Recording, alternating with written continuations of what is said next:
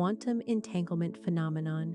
Two particles become connected in such a way that the quantum state of one instantly influences the other, regardless of the distance separating them. Einstein called this spooky action at a distance because it seemed to violate the principle that nothing can travel faster than light. When particles are entangled, measuring a property like spin on one particle immediately determines the corresponding property of its partner, even if they're on opposite sides of the universe. This isn't about information traveling between them in the classical sense.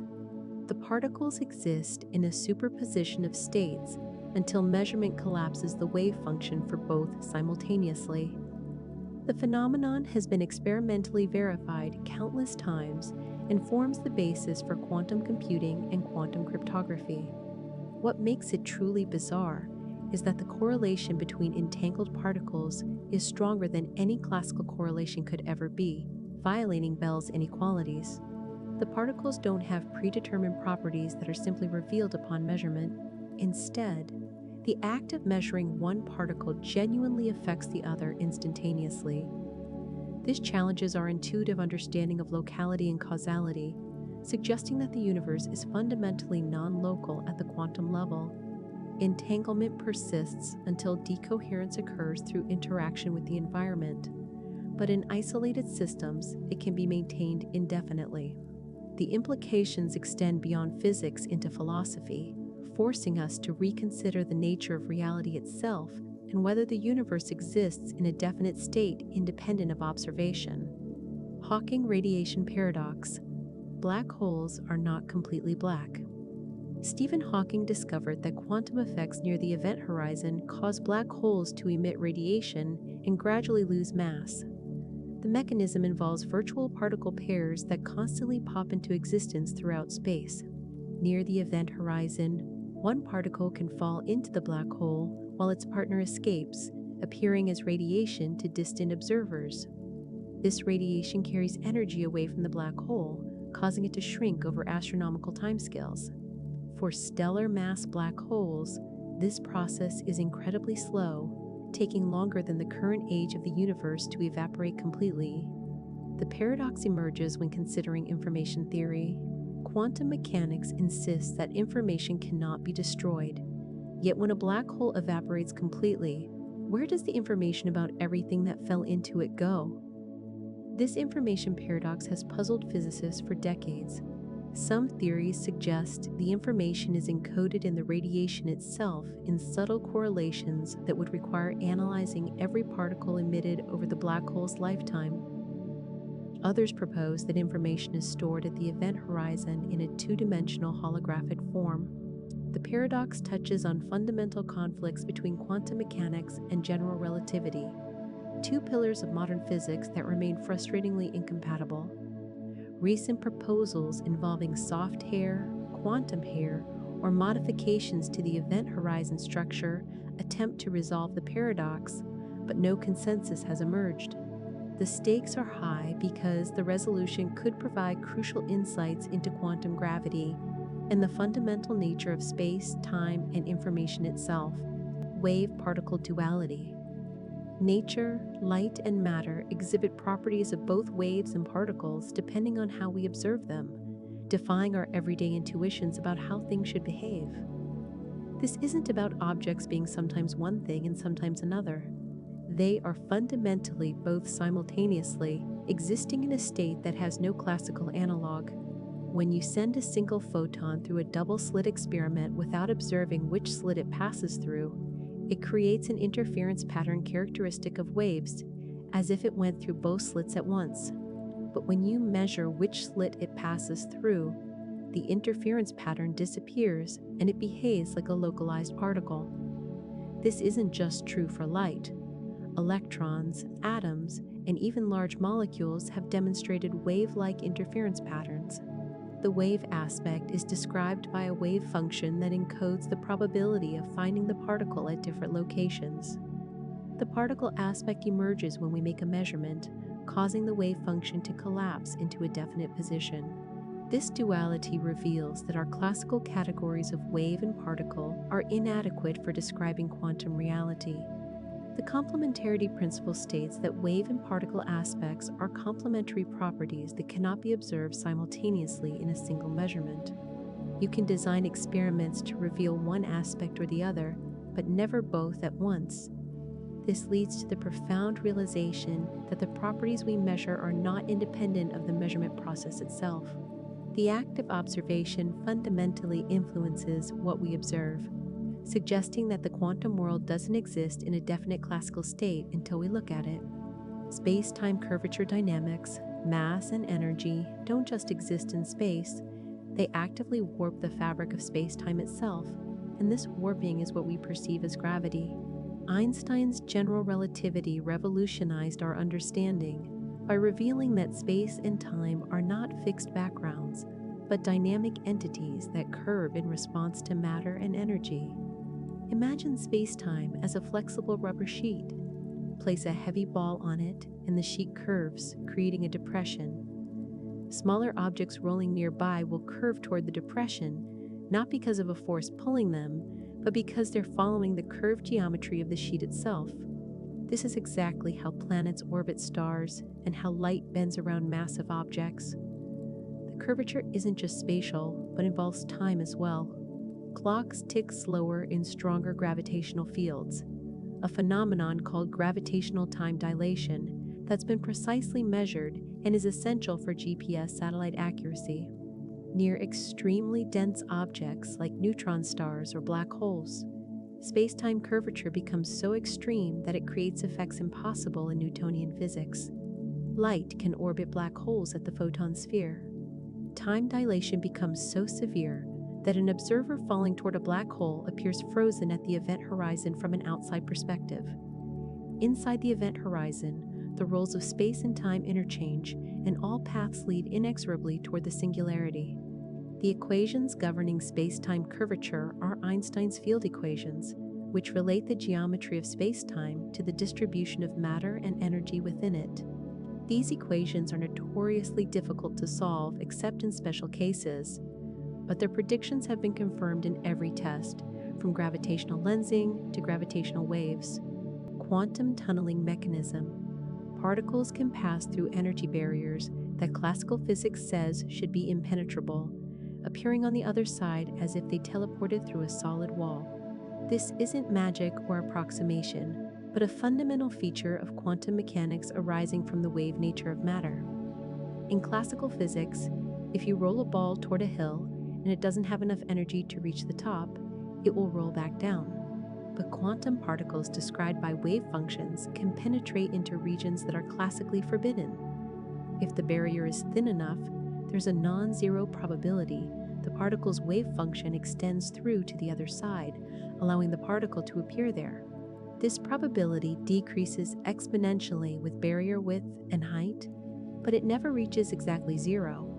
Quantum tunneling is not hypothetical. It's essential for nuclear fusion in stars, including our Sun, where protons tunnel through the electromagnetic repulsion barrier to fuse together. Without tunneling, stars wouldn't shine, and life as we know it wouldn't exist. Tunneling also underlies radioactive decay, particularly alpha decay, where particles escape atomic nuclei through barriers that should contain them. Modern technology exploits tunneling in scanning tunneling microscopes, which can image individual atoms by measuring tunneling currents, and in tunnel diodes used in electronics. The phenomenon highlights a crucial quantum principle. Particles don't have definite positions but exist as probability clouds, and these clouds can extend into classically forbidden regions. The particle isn't gradually pushing through the barrier by losing energy. It simply has a probability of being on either side, and observation collapses this probability into a definite outcome. Heisenberg uncertainty principle. There exist pairs of physical properties that cannot both be known precisely at the same time, not due to measurement limitations, but as a fundamental feature of reality itself. The most famous pair is position and momentum. The more precisely you know where a particle is, the less precisely you can know its momentum, and vice versa. This isn't about disturbing the particle with measurement tools. Even in principle, with perfect instruments, the uncertainty remains because it's built into the quantum nature of particles. The uncertainty arises from the wave-particle duality. A wave perfectly localized in space requires an infinite superposition of momentum states, while a wave with definite momentum extends infinitely in space. Real quantum states are compromises between these extremes. The uncertainty principle can be expressed mathematically, showing that the product of position and momentum uncertainties must exceed a certain value related to Planck's constant. Similar relationships exist for energy and time, meaning short-lived quantum states must have uncertain energies. This leads to phenomena like virtual particles that can briefly violate energy conservation by borrowing energy from quantum fluctuations, provided they disappear quickly enough that the violation can't be detected. The uncertainty principle has profound implications for the nature of knowledge and reality. It suggests that the universe at the quantum level is inherently probabilistic rather than deterministic. You cannot, even in principle, predict with certainty both where a particle will be and where it's going. This randomness isn't ignorance, but a fundamental property of quantum systems. The principle also prevents atoms from collapsing, as electrons confined to smaller spaces would have increasingly uncertain momenta, increasing their kinetic energy and preventing them from falling into the nucleus. Dark energy expansion. The universe is not just expanding, but accelerating in its expansion, driven by a mysterious dark energy that comprises about 70% of the universe's total energy content. This discovery, made in the late 1990s through observations of distant supernovae, was completely unexpected and earned a Nobel Prize. For decades, cosmologists assumed the universe's expansion from the Big Bang was slowing down due to gravity pulling matter together. Instead, observations showed distant supernovae were dimmer than expected, indicating they were farther away than predicted by models of a decelerating universe. Something is pushing the universe apart with ever-increasing strength as space expands. The leading explanation is that dark energy is a property of space itself, a cosmological constant representing the energy density of empty vacuum. As the universe expands and more space comes into existence, the total amount of dark energy increases, driving faster expansion. This creates a feedback loop. Expansion creates more space, which contains more dark energy, which drives faster expansion. The nature of dark energy remains one of physics' greatest mysteries. It behaves unlike any known form of matter or energy, having negative pressure that causes expansion rather than contraction. The cosmological constant, originally introduced by Einstein and later abandoned as his biggest blunder, has been resurrected, but its measured value is far smaller than quantum field theory predicts. This enormous discrepancy, called the cosmological constant problem, suggests our understanding of vacuum energy is fundamentally flawed. Alternative theories propose that dark energy is a dynamic field that changes over time, but observations so far are consistent with a constant value. The fate of the universe depends on dark energy's behavior. Current measurements suggest the universe will expand forever, eventually tearing apart galaxies, stars, and even atoms in a Big Rip scenario. Superposition state existence. Quantum systems exist in multiple states simultaneously until measured, holding all possible values of a property at once rather than having a definite value that we simply don't know yet. This superposition is not ignorance about an underlying reality, but the actual state of the system. An electron's spin isn't secretly up or down before measurement with us, just unaware of which. It genuinely exists in a superposition of both up and down simultaneously. The mathematics describes this as a wave function that's a weighted sum of all possible measurement outcomes. Each possible state contributes to the superposition with a specific probability amplitude, and the amplitudes can interfere with each other constructively or destructively. This interference is what creates the characteristic patterns in quantum experiments that cannot be explained by classical probability. When a measurement occurs, the superposition collapses into one definite state, with probabilities given by the squared amplitudes of the wave function. What causes this collapse and why measurement is special remain hotly debated questions in quantum foundations. Schrodinger's cat thought experiment illustrates the paradox by imagining a cat in a sealed box whose fate depends on a quantum event. Until the box is opened, the cat is in a superposition of alive and dead states, which seems absurd for a macroscopic object. The resolution might be that decoherence from environmental interactions constantly collapses superpositions in large systems, preventing macroscopic superpositions from being observable. But for microscopic systems in isolation, superposition is routinely demonstrated and exploited. Quantum computers leverage superposition to process multiple calculations simultaneously, and quantum sensors use it to achieve unprecedented precision. The principle reveals that quantum mechanics is not just classical probability applied to small objects, but a fundamentally different framework where systems genuinely exist in multiple states at once. Time, dilation, relativity. Time passes at different rates depending on velocity and gravitational field strength, meaning there is no universal present moment shared throughout the universe. This consequence of Einstein's relativity has been extensively verified and must be accounted for in technologies like GPS satellites. For objects moving at different velocities, time literally runs slower for the moving object as measured by a stationary observer. This isn't an illusion or measurement error. Time genuinely passes more slowly. An astronaut traveling at speeds approaching light speed would age less than people on Earth, returning to find decades or centuries have passed while only years elapsed for them. The effect becomes pronounced only at velocities approaching light speed. But even at everyday speeds, the difference exists and accumulates. The twin paradox illustrates this dramatically.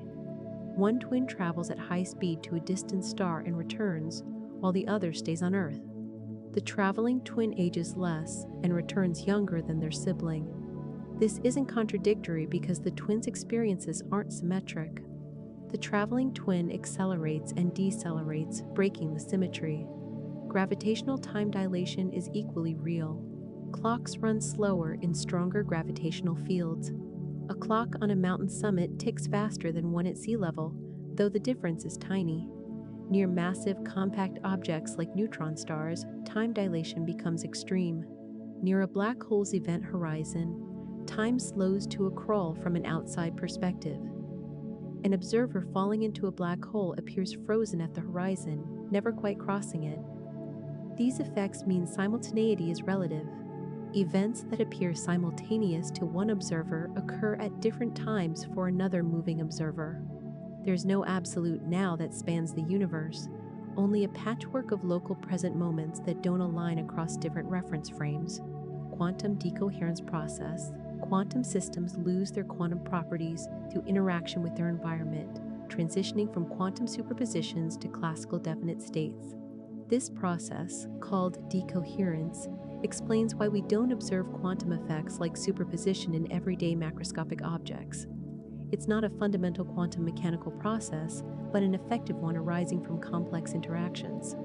When a quantum system interacts with its environment, information about its quantum state leaks into the environment through photons, air molecules, thermal vibrations, and countless other interactions. These interactions effectively measure the system continuously, collapsing superpositions into definite classical states. The larger and more complex an object, the more interactions it has with its environment and the faster decoherence occurs.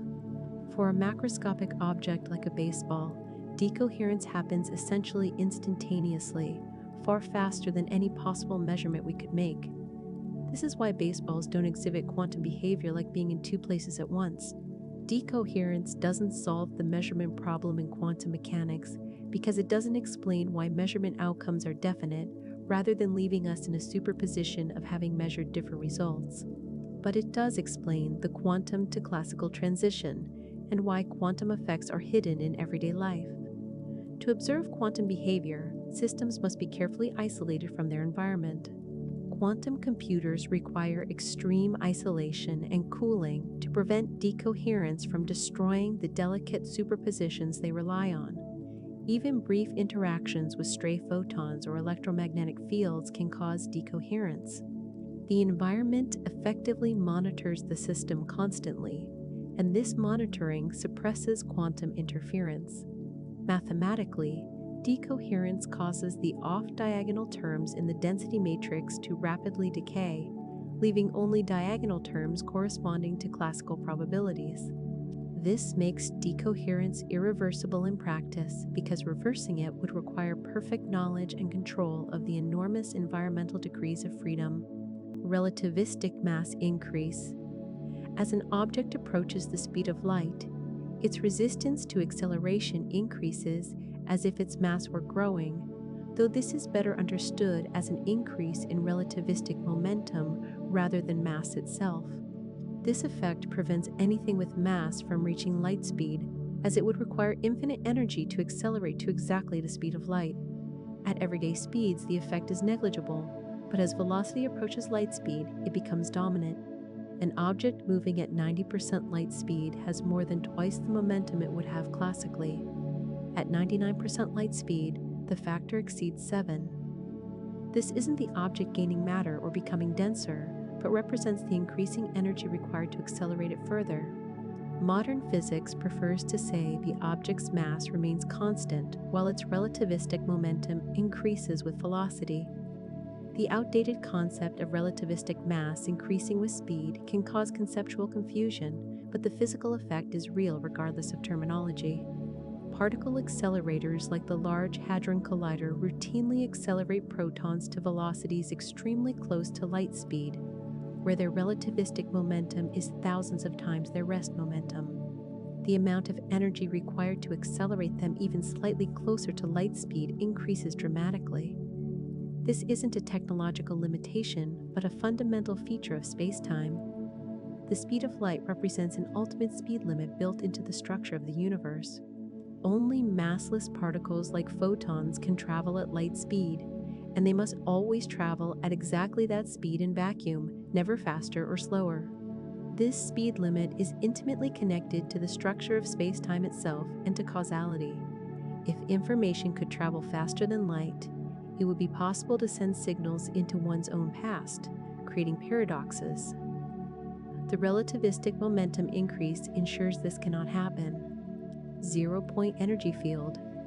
Even at absolute zero temperature, when all thermal motion stops, quantum systems retain residual energy called zero-point energy that cannot be removed. This isn't stored energy that could be extracted, but a fundamental consequence of the uncertainty principle. If a particle were perfectly at rest at the bottom of a potential well, both its position and momentum would be precisely defined, violating the uncertainty principle. To satisfy uncertainty, the particle must retain some irreducible quantum jitter corresponding to zero-point energy. This energy has measurable effects. It prevents liquid helium from freezing at atmospheric pressure even at absolute zero, as the zero-point motion of helium atoms is sufficient to overcome the attractive forces that would solidify other substances. The Casimir effect demonstrates zero-point energy's reality through an attractive force between uncharged parallel conducting plates in vacuum. The plates restrict which vacuum fluctuations can exist between them, while allowing all fluctuations outside, creating an imbalance that pushes the plates together. This force has been precisely measured and agrees with theoretical predictions. Zero-point energy pervades all of space. Every quantum field, electromagnetic, electron, quark, and others, has zero-point fluctuations. These create virtual particle pairs constantly popping in and out of existence throughout space. The total zero-point energy of all fields would seem to be infinite, creating a severe theoretical problem. Naive calculations of vacuum energy density give values absurdly larger than observations allow, differing by more than 100 orders of magnitude. This cosmological constant problem is one of the worst prediction failures in physics. Understanding why the observed vacuum energy is so small compared to theoretical estimates is intimately tied to the dark energy problem and may require new physics beyond our current theories. Quantum chromodynamics force, the strong nuclear force binding quarks together inside protons and neutrons, operates through a completely counterintuitive mechanism where the force between quarks increases with distance rather than decreasing. This asymptotic freedom and confinement makes the strong force fundamentally different from electromagnetism or gravity. When quarks are close together, they barely interact and behave almost as free particles, but pull them apart and the force strengthens dramatically, like stretching a rubber band. The force is mediated by gluons, massless particles that carry the color charge of the strong force. Unlike photons, which are electrically neutral, gluons themselves carry color charge and can interact with other gluons. This self-interaction creates the force's unusual distance dependence. When you try to separate quarks, the energy in the gluon field between them increases. Eventually, there's enough energy to create new quark-antiquark pairs, which immediately bind with the original quarks. This is why we never observe isolated quarks, but only bound combinations called hadrons. This confinement property means the strong force has infinite range in principle, but is confined in practice to nuclear dimensions, because trying to separate quarks beyond a certain distance creates new bound states rather than separating the original quarks. The strong force is responsible for most of the mass of ordinary matter. Individual quarks have very small masses, but the energy of the gluon fields binding them together inside protons and neutrons contributes most of the mass of these particles, and thus most of your body mass. The strong force operates on extremely short distance scales, about 1 femtometer, but within nuclei it creates a residual attractive force between protons and neutrons that overcomes electromagnetic repulsion and binds nuclei together. Understanding quantum chromodynamics required developing entirely new mathematical techniques and remains one of the most challenging areas of theoretical physics. Antimatter particle symmetry. Every particle has a corresponding antiparticle with opposite charge and quantum numbers, and when matter and antimatter meet, they annihilate in a burst of pure energy. This isn't science fiction, but fundamental physics verified in laboratories worldwide. The positron, the antiparticle of the electron, was the first antimatter particle discovered and is routinely produced in particle accelerators and certain types of radioactive decay. When a positron encounters an electron, they annihilate, converting their entire mass into energy as gamma-ray photons with precisely the energy predicted by Einstein's mass-energy equivalence. The symmetry between matter and antimatter raises a profound question. The Big Bang should have created equal amounts of matter and antimatter, which would have annihilated almost completely, leaving a universe full of radiation, but essentially no matter. Yet we exist in a matter-dominated universe with seemingly no antimatter galaxies or regions. This asymmetry is one of cosmology's great mysteries. Somehow, for every billion matter, antimatter pairs created in the early universe, there was one extra matter particle without an antimatter partner. All the matter we see, every star, planet, and person, comes from this tiny excess. The origin of this matter, antimatter asymmetry, called baryogenesis, is unknown. The standard model of particle physics predicts some asymmetry, but far too small to explain observations. New physics beyond the standard model must be responsible, potentially involving processes that occurred in the first fractions of a second after the Big Bang. Antimatter isn't exotic or rare in principle. Creating it requires energy but is routinely done in particle physics experiments. The challenge is storing it, since antimatter annihilates instantly upon contact with normal matter. Antimatter has practical applications in PET scanners used in medicine, where positrons from radioactive decay annihilate with electrons, producing gamma rays that map biological processes. Bell's inequality violation, quantum entanglement, produces correlations between measurement outcomes that cannot be explained by any local hidden variable theory, proving that quantum mechanics is fundamentally different from classical physics in a testable way. John Bell derived inequalities that any local realistic theory must satisfy, where local means influences cannot propagate faster than light, and realistic means particles have definite properties independent of measurement. Quantum mechanics predicts violations of these inequalities for entangled particles, and experiments overwhelmingly confirm quantum mechanics is correct. When you measure properties of entangled particles, the correlations between results are stronger than any classical theory allows. This doesn't mean information travels faster than light between the particles, but reveals that quantum mechanics is non-local in a subtle sense. The particles don't have definite properties until measured, and the measurement outcomes are correlated in ways that cannot be explained by predetermined values or local influences. The implications are profound. Either particles can influence each other instantly across arbitrary distances, violating locality, or particles don't have definite properties until measured, violating realism. Quantum mechanics accepts the latter, embracing a fundamentally indeterministic and observer-dependent reality. Bell's theorem closes the door on hidden variable theories that try to restore classical determinism beneath quantum uncertainty. Experimental tests of Bell's inequalities have closed most loopholes that could allow local realistic explanations. Modern experiments use entangled photons separated by many kilometers, with measurements chosen randomly and completed too quickly for light-speed signals to coordinate the results. These tests consistently violate Bell's inequalities, confirming that nature truly is non-local in the quantum mechanical sense. The results force us to abandon at least one cherished classical assumption about reality and accept that the quantum world operates by fundamentally different rules than everyday experience suggests. Pauli exclusion principle. No two identical fermions can occupy the same quantum state simultaneously, a principle that explains the structure of matter and prevents ordinary objects from collapsing. Fermions are particles with half-integer spin, including electrons, protons, and neutrons. The exclusion principle is why electrons and atoms arrange themselves in shells rather than all falling into the lowest energy state. Each orbital can hold at most 2 electrons with opposite spins. This creates the periodic table structure and the chemical properties of elements. Without the exclusion principle, all electrons would collapse into the ground state.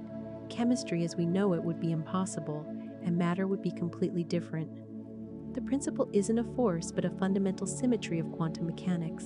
Fermion wave functions must be antisymmetric under particle exchange, meaning swapping 2 identical fermions reverses the wave function sign. If 2 fermions were in the same state, swapping them would both leave the wave function unchanged and reverse its sign, which is only possible if the wave function is 0. Therefore, identical fermions cannot occupy the same state. The exclusion principle has dramatic consequences beyond atomic structure. It creates degeneracy pressure in white dwarf stars and neutron stars, where gravity compresses matter to extreme densities. Electrons or neutrons are forced into higher energy states because lower ones are occupied. This pressure, arising purely from quantum statistics without any repulsive forces, can balance gravity and prevent stellar collapse. When degeneracy pressure is overcome in sufficiently massive stars, nothing can stop collapse to a black hole. The principle also underlies the stability of ordinary matter. It's why you don't fall through your chair. The electrons in your body and the chair's atoms are forced into configurations that keep the atoms apart. Without the exclusion principle, matter would collapse to nuclear densities and the universe would be unrecognizable. Renormalization group flow. Physical theories change their character depending on the energy scale at which you examine them, with interactions and particle properties flowing toward different values at different scales. This renormalization group flow reveals that coupling constants in quantum field theories aren't truly constant, but depend on the energy of the processes you're studying. At low energies, the electromagnetic force has a certain strength characterized by the fine structure constant. But at higher energies, virtual particle pairs from quantum fluctuations screen charges differently, causing the effective coupling to increase. The force becomes stronger at shorter distances and higher energies. This running of coupling constants is precisely calculable in quantum electrodynamics and has been verified to extraordinary precision. The strong nuclear force exhibits the opposite behavior. Its coupling decreases at high energies and short distances, a property called asymptotic freedom. This is why quarks inside protons behave almost as free particles when probed with high-energy particles, but are confined at larger distances where the coupling is strong. Renormalization group methods reveal that different physical theories can describe the same physics at different energy scales. A theory valid at low energies may be an effective field theory arising from more fundamental physics at higher energies. The low-energy theory inherits its properties from integrating out high-energy degrees of freedom. This perspective suggests the Standard Model itself is an effective theory valid up to certain energies, with new physics emerging at higher scales. The Renormalization group provides a framework for understanding phase transitions and critical phenomena, where systems exhibit scale invariance in universal behavior independent of microscopic details. It's one of the most powerful conceptual tools in modern theoretical physics, connecting quantum field theory, statistical mechanics, and condensed matter physics through common mathematical structures. Neutron star matter. At densities exceeding atomic nuclei, matter transforms into exotic states where neutrons are packed so tightly they barely retain their identity. Inside neutron stars, gravity compresses stellar core remnants to densities around 100 trillion times that of water. At these densities, atomic structure completely breaks down. Individual atoms would be smaller than the distances between nucleons, rendering the concept meaningless. Instead, matter forms a neutron superfluid where neutrons move without friction in a quantum mechanical fluid state. The outer crust consists of neutron-rich nuclei in a lattice embedded in an electron gas.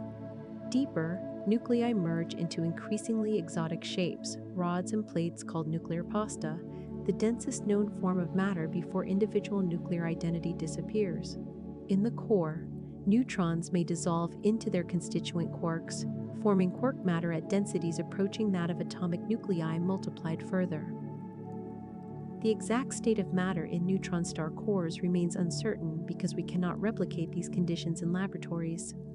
Our equations of state, describing how pressure relates to density, become uncertain at these extremes. Different theoretical models predict different maximum masses for neutron stars before collapse to black holes. Recent gravitational wave detections from neutron star mergers are providing the first direct observational constraints on ultra-dense matter properties. The matter in neutron stars is so dense that a sugar cube-sized amount would weigh as much as all of humanity. The gravitational field is so strong that space-time curvature affects the star's structure. General relativity must be used even to calculate hydrostatic equilibrium. The rapid rotation of pulsars, neutron stars spinning hundreds of times per second, tests matter under extreme centrifugal forces. Somehow, the stellar structure remains stable despite forces that would tear any ordinary object apart. Understanding neutron star matter connects nuclear physics, particle physics, and general relativity, probing nature at its most extreme, quantum field vacuum. What we perceive as empty space is actually a seething foam of virtual particles and quantum fluctuations, making the vacuum the most complex and energetic state in quantum field theory. Every quantum field, electromagnetic, electron, quark, gluon, and others, has a ground state with zero-point energy. These ground states are not empty but filled with quantum fluctuations where particles briefly appear and disappear. These aren't real particles that can be directly observed, but virtual particles that exist for times allowed by the uncertainty principle. Virtual particles have measurable effects. The vacuum polarization effect causes electric charge to appear slightly different at different distances due to virtual electron-positron pairs that briefly shield the charge.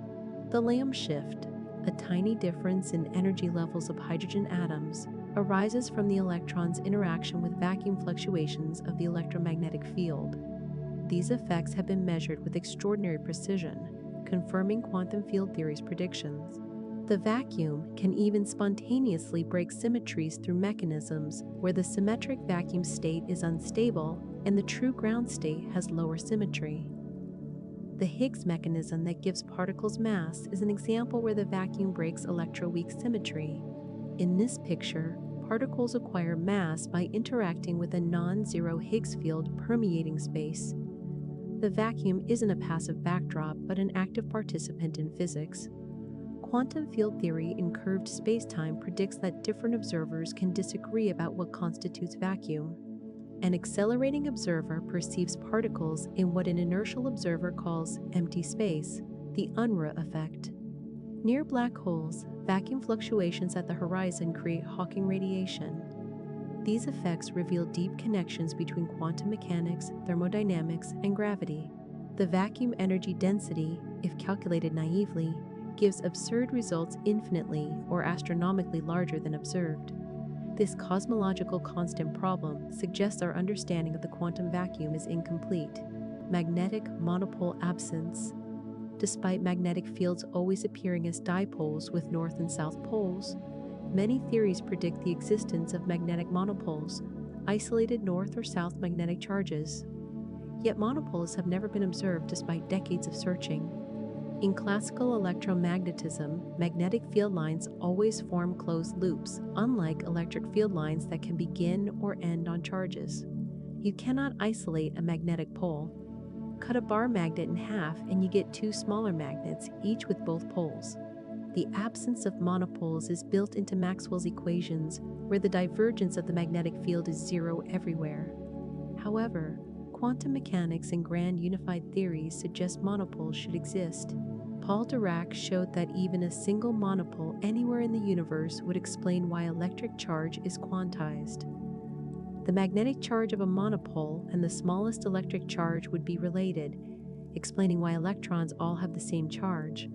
Grand unified theories predict monopoles should have been created in the early universe with very large masses around the Planck scale. These would be phenomenally rare, perhaps one per observable universe volume, explaining why we haven't detected any. Searches in cosmic rays, old rocks where monopoles might be embedded, and particle accelerators have found no evidence. The absence of monopoles creates theoretical puzzles. Inflation theory solves the monopole problem by exponentially diluting any primordial monopoles to undetectable densities, but this requires monopoles to exist in the first place. Some string theory models suppress monopole production, but the question remains open. The monopole problem illustrates how theoretical elegance and experimental reality sometimes diverge. Monopoles would complete the symmetry between electricity and magnetism, making Maxwell's equations more beautiful and explaining charge quantization. Their absence suggests either they don't exist, requiring explanation of charge quantization through other means, or they exist but are too rare or massive to detect with current technology. Quantum Zeno effect. Continuously observing a quantum system prevents it from changing state, effectively freezing its evolution through repeated measurement. This counterintuitive effect arises from wave function collapse during measurement. A quantum system normally evolves according to Schrödinger's equation, transitioning between states with certain probabilities. But measurement collapses the wave function to a definite state. If you measure frequently enough, each measurement resets the system before it has time to evolve significantly. The rate of state transition becomes suppressed, and in the limit of continuous observation, evolution stops completely. This isn't hypothetical. Experiments with atoms and trapped ions have demonstrated the quantum Zeno effect. By repeatedly measuring an atom that should decay, the measurement process inhibits the decay, extending the lifetime dramatically. The effect is named after Zeno's paradox, where an arrow in flight cannot move because at each instant it occupies a single position. The quantum Zeno effect has a less famous inverse, the quantum anti-Zeno effect, where frequent measurements can actually accelerate transitions under certain conditions related to the system's natural timescales. These effects reveal the profound role observation plays in quantum mechanics. The act of measurement isn't passive, but actively influences system evolution. This has implications for quantum computing, where unwanted measurements or decoherence from environmental interactions can freeze quantum gates, preventing computation. Conversely, the Zeno effect can be used to protect quantum states by engineering environments that effectively measure certain properties continuously. The effect challenges our intuitive understanding of causality. We think of measurement as revealing pre-existing reality, but in quantum mechanics, measurement creates reality by collapsing superpositions. Frequent measurements don't just reveal a slowly evolving system, but actively suppress its evolution, blurring the line between observer and observed. Cosmic microwave background. The universe is bathed in faint microwave radiation in every direction, the cooled remnant of light from the Big Bang itself. This cosmic microwave background is the oldest light in the universe, released when the universe was only 380,000 years old and matter became transparent for the first time. Before this epoch, the universe was a hot, dense plasma where photons constantly scattered off free electrons, trapping radiation in an opaque fog. As the universe expanded and cooled, electrons combined with nuclei to form neutral atoms in the recombination epoch. Suddenly, photons could travel freely. The light from that moment has been traveling through space ever since, stretched by cosmic expansion from visible light to microwaves. The temperature of this radiation is now about 3 Kelvin, far colder than the thousands of Kelvin it was originally. The cosmic microwave background has been measured with extraordinary precision by satellites like COBE, WMAP, and Planck. It's remarkably uniform across the sky, differing by only 1 part in 100,000 between different directions. This uniformity confirms the hot Big Bang model and supports cosmic inflation theory that explains why distant regions that couldn't have been in causal contact appear so similar. Tiny fluctuations in the background's temperature map the density variations in the early universe that seeded galaxy formation. These fluctuations match predictions from inflation and quantum fluctuations stretched to cosmic scales. By analyzing the pattern of fluctuations, cosmologists can determine the universe's composition, age, geometry, and fate with percent-level precision. The background radiation spectrum is a perfect blackbody, the most perfect one ever measured, confirming it comes from a thermal equilibrium state. This cosmic fossil radiation provides a baby picture of the universe, revealing conditions from the earliest accessible epoch and constraining physical theories about cosmic origins. Nuclear binding energy. The mass of an atomic nucleus is less than the sum of its constituent protons and neutrons masses, with the missing mass converted to binding energy that holds the nucleus together. This mass defect directly demonstrates Einstein's mass-energy equivalence. The strong force binding nucleons together stores energy, and this energy has mass. When protons and neutrons combine to form a nucleus, they fall into a bound state and release energy, just as a ball rolling downhill releases potential energy. The released energy corresponds to a reduction in mass. For iron nuclei, the binding energy per nucleon reaches a maximum. Lighter nuclei can release energy by fusing together, the process powering stars. Heavier nuclei can release energy by fissioning apart, the basis of nuclear reactors and weapons.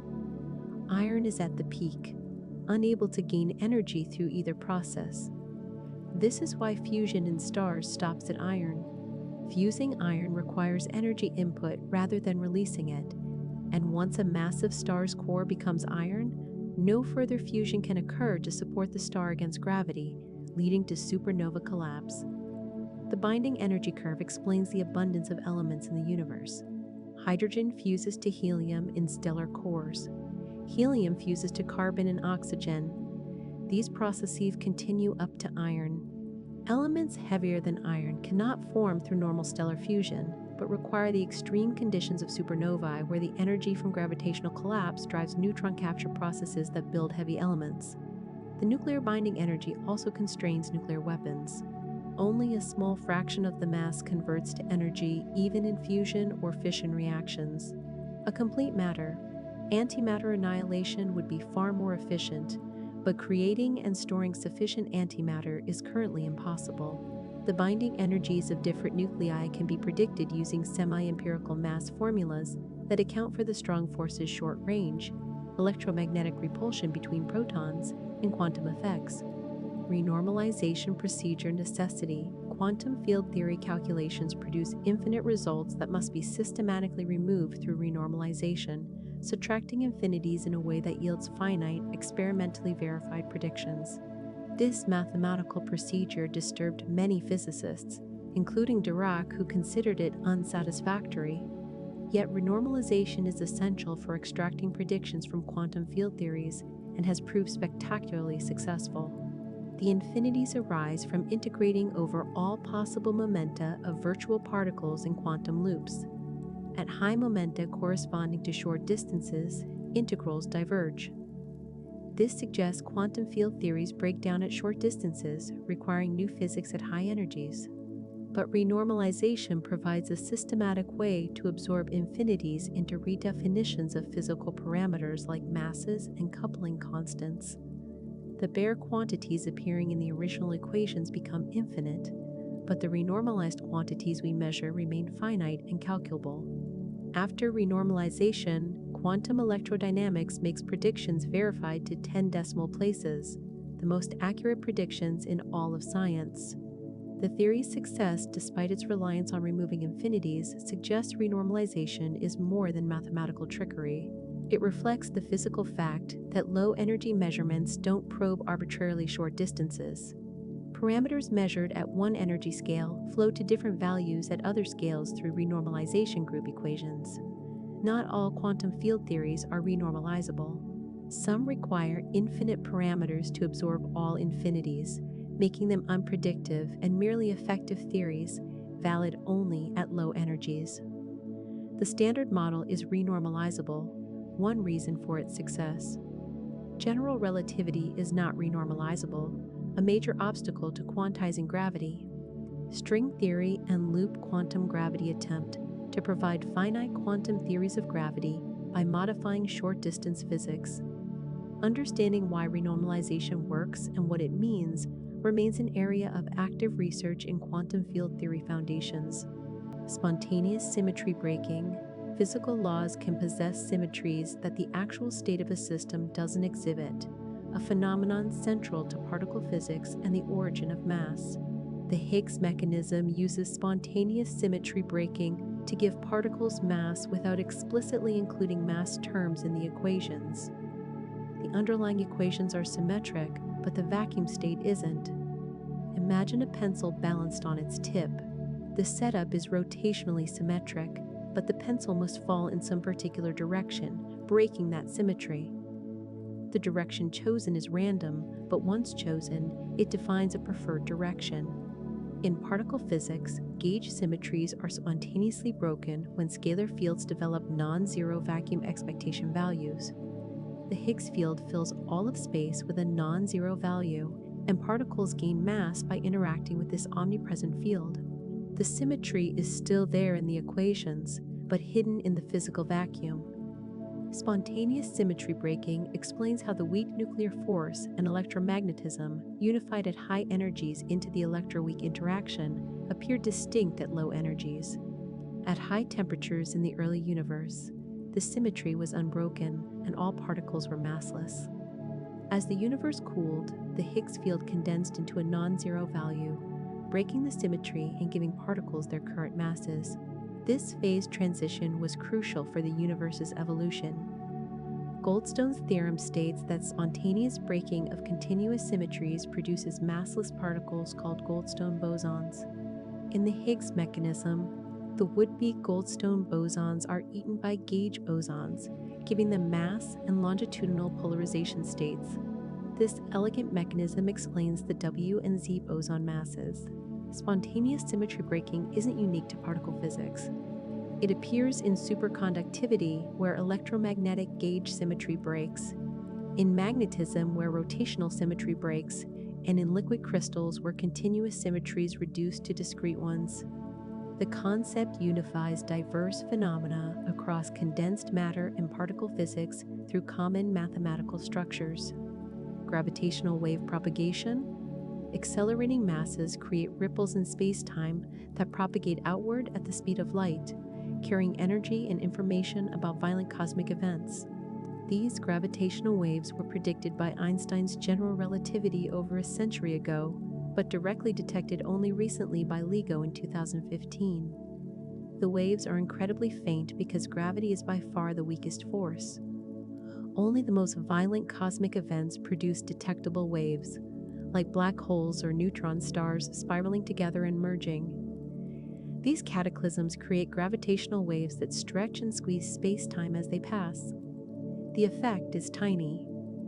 LIGO-detected distance changes smaller than 1/10,000th the diameter of a proton across its 4-kilometer arms.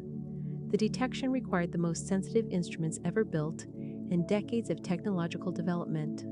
Gravitational waves carry information fundamentally different from electromagnetic waves. They reveal the motions of massive objects in strong gravitational fields where general relativity's predictions differ dramatically from Newton's. The first detection confirmed black holes exist, provided the first observation of binary black hole mergers, and tested general relativity in previously unexplored regimes. The waves traveled over 1 billion light-years, during which the universe expanded, stretching the waves' wavelengths. By the time they reached Earth, each black hole collision caused space-time to ripple by a fraction of a nanometer. The detection inaugurated gravitational wave astronomy, a new way of observing the universe complementary to electromagnetic observations. Gravitational waves pass through matter almost unimpeded, unlike light, which can be absorbed or scattered. They provide a direct view of events hidden from electromagnetic observation, like the interiors of stellar cores during supernova collapse or the moments immediately after black holes form.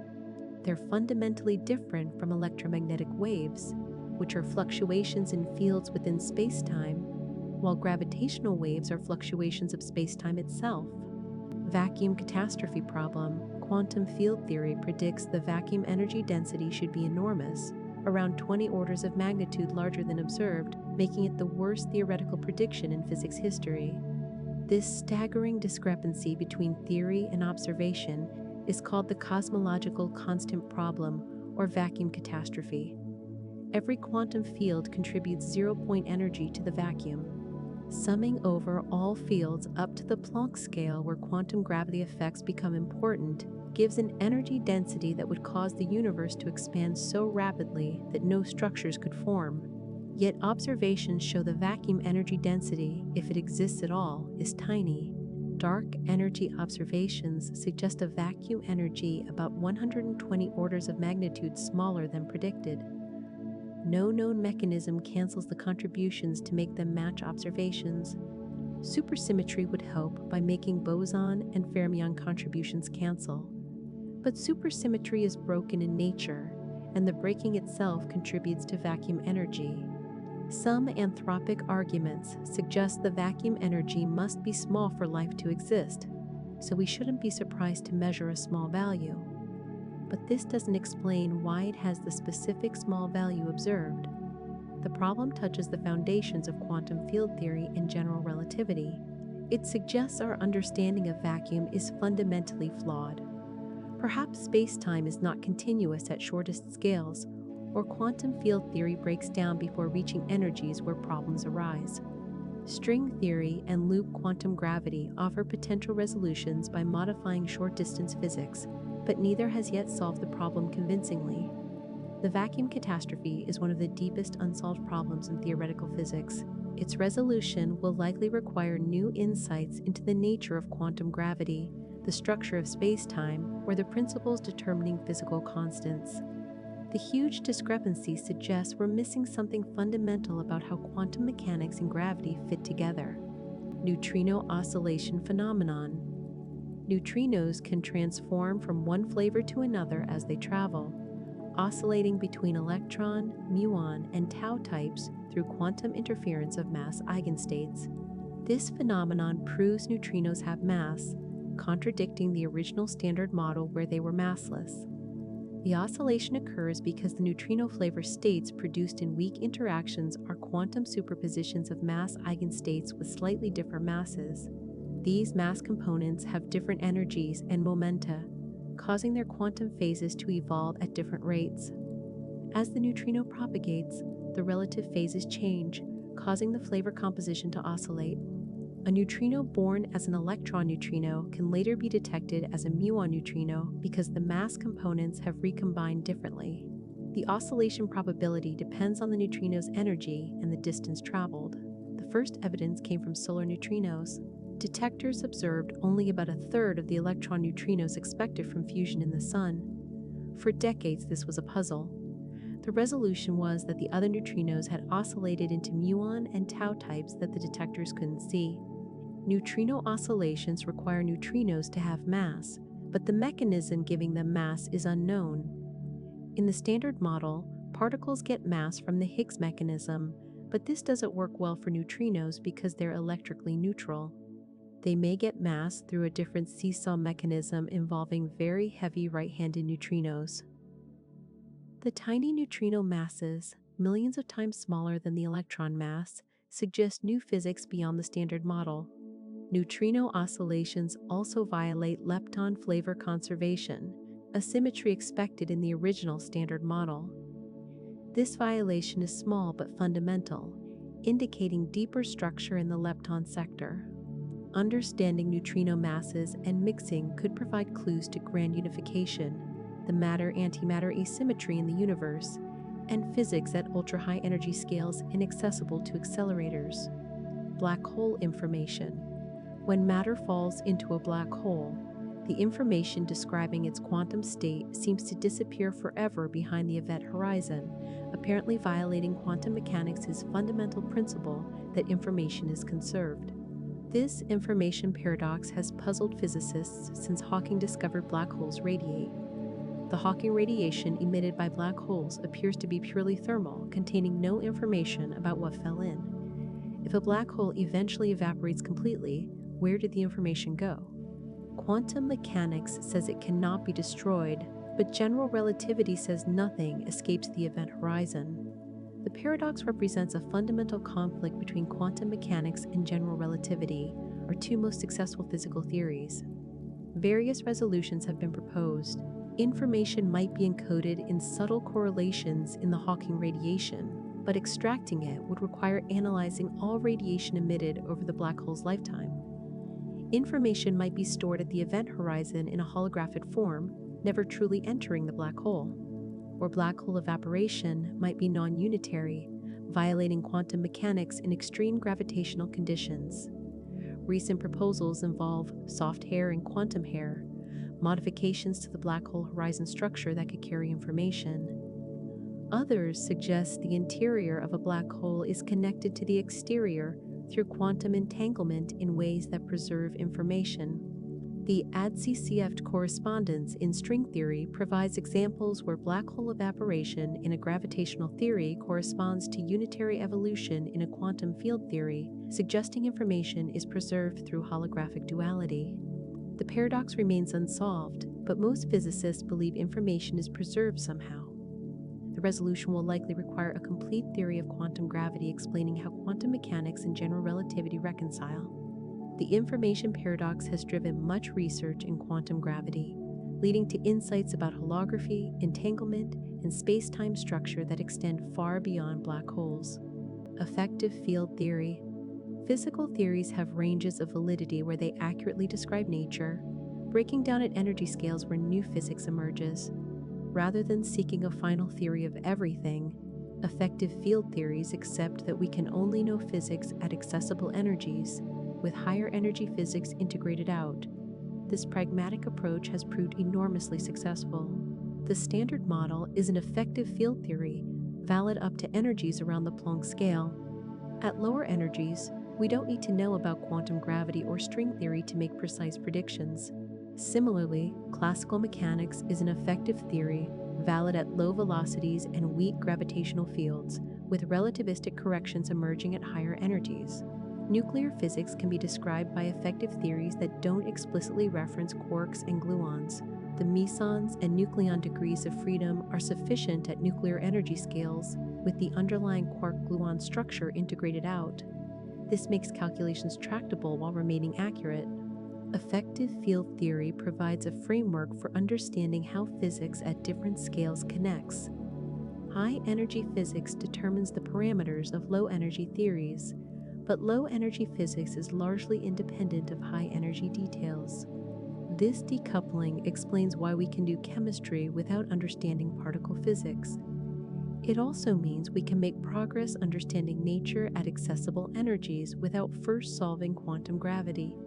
The approach involves identifying relevant degrees of freedom and interactions at the energy scale of interest. writing down all possible terms consistent with symmetries, and determining coefficients from experiments or by matching to higher energy theories. Irrelevant operators suppressed by high energy scales can be neglected, making theories predictive even without knowing the ultraviolet completion.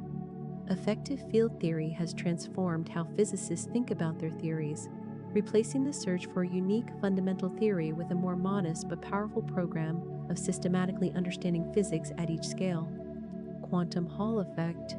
When electrons confined to two dimensions are placed in strong magnetic fields at low temperatures, they exhibit precise quantization of electrical resistance that's completely independent of material properties. The Hall resistance becomes exact integer multiples of fundamental constants, a stunning example of emergent quantum behavior in condensed matter. The quantization is so precise that it defines the modern standard for electrical resistance. The effect arises from the formation of Landau levels, quantized energy states for electrons in magnetic fields. At low temperatures and strong fields, electrons fill these levels completely. The Hall conductance becomes an integer topological quantum number characterizing the system's state, robust against disorder and imperfections. This topological protection makes the quantization incredibly precise. The fractional quantum Hall effect is even more remarkable. At certain fractional filling factors, electrons form exotic collective states with fractional charge excitations and anionic statistics different from bosons or fermions. These are emergent particles that don't exist in isolation, but arise from collective behavior of many electrons. The fractional quantum Hall effect revealed entirely new states of matter with no classical analogs. The anionic excitations obey exotic exchange statistics. Swapping two anyons doesn't just change the wave function sign or leave it unchanged as for fermions and bosons. It multiplies the wave function by a complex phase depending on the exchange trajectory. This non-abelian exchange is proposed for topological quantum computing, where information is stored in collective states protected from local perturbations. The quantum Hall effects demonstrate that topology plays a fundamental role in quantum mechanics. The quantized Hall conductance is a topological invariant, a Chern number that cannot change continuously but only jump between integer values. This connects condensed matter physics to abstract mathematical concepts in topology and geometry, revealing deep structures underlying quantum matter. Higgs mechanism mass. Particles acquire mass through their interaction with the Higgs field that permeates all of space, giving mass to otherwise massless particles without violating gauge symmetry. This elegant mechanism resolves how particles can be massive, while the underlying theory remains symmetric. Before the Higgs mechanism, including explicit mass terms in the equations would break gauge symmetry, making the theory inconsistent. The Higgs field is a scalar field that takes a non-zero value everywhere in the vacuum. Unlike other fields that are zero in vacuum, the Higgs field has a non-zero vacuum expectation value. Particles moving through space interact with this omnipresent field. Some particles, like photons, don't interact and remain massless. Others, like W and Z bosons, interact strongly and acquire large masses. Fermions, like electrons and quarks, get their masses from Yukawa couplings to the Higgs field, with coupling strengths determining their mass hierarchy. The mechanism predicts a physical particle, the Higgs boson, corresponding to excitations of the Higgs field above its vacuum value. This particle was discovered at the Large Hadron Collider in 2012 with properties matching predictions. The discovery confirmed the Higgs mechanism and completed the standard model. But mysteries remain.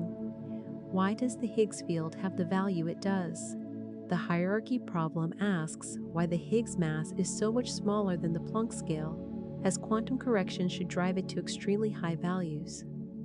The top quark's large mass indicates strong coupling to the Higgs, raising questions about the origin of the Yukawa coupling hierarchy. Some theories propose the Higgs is composite, bound from more fundamental particles. Others invoke supersymmetry to stabilize the Higgs mass.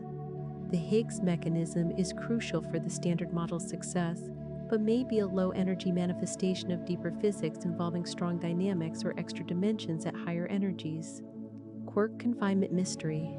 Individual quarks cannot be isolated. They're permanently confined inside hadrons by the strong force that strengthens with distance rather than weakening. This confinement is one of the most important unsolved problems in theoretical physics. We can never observe a single quark because pulling quarks apart requires increasingly enormous energy.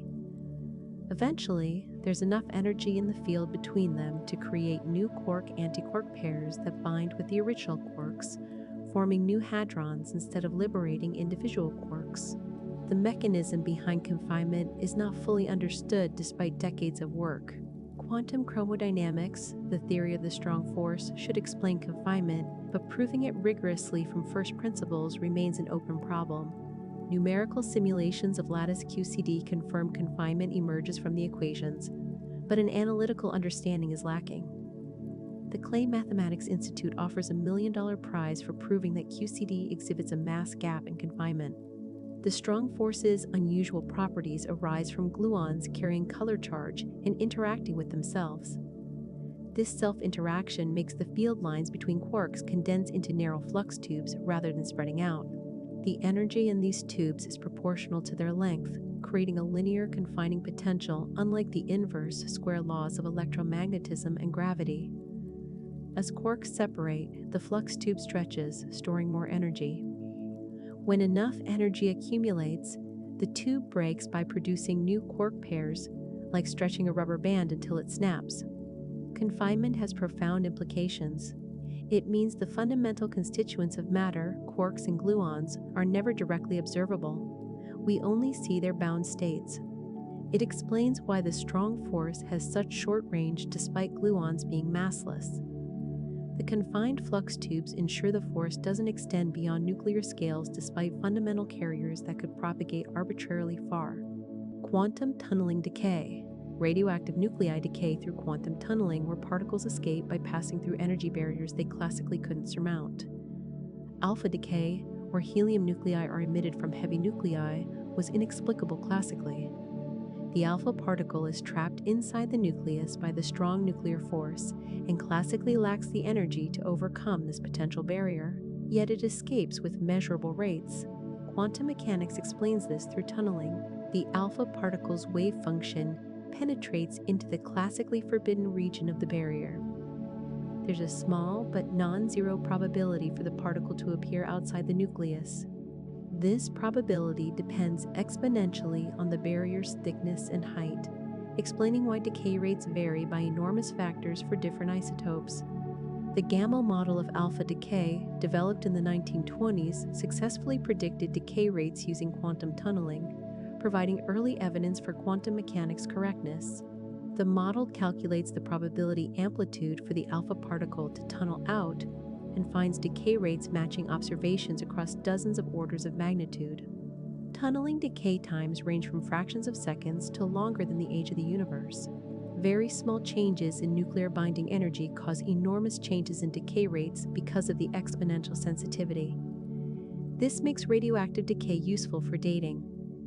Carbon-14 dating relies on the known decay rate of this isotope, with a half-life of about 5,000 years. Uranium dating works over billions of years. The probabilistic nature of quantum tunneling makes individual decay times unpredictable. You cannot predict when a specific nucleus will decay, only the probability distribution for a large sample. This intrinsic randomness is not due to ignorance, but is fundamental to quantum mechanics. Decay is the ultimate random process, completely uncorrelated with any previous behavior. Quantum tunneling in nuclei connects nuclear physics to quantum mechanics foundations, demonstrating that the microscopic quantum world directly affects macroscopic phenomena like radioactivity. Entropy black hole.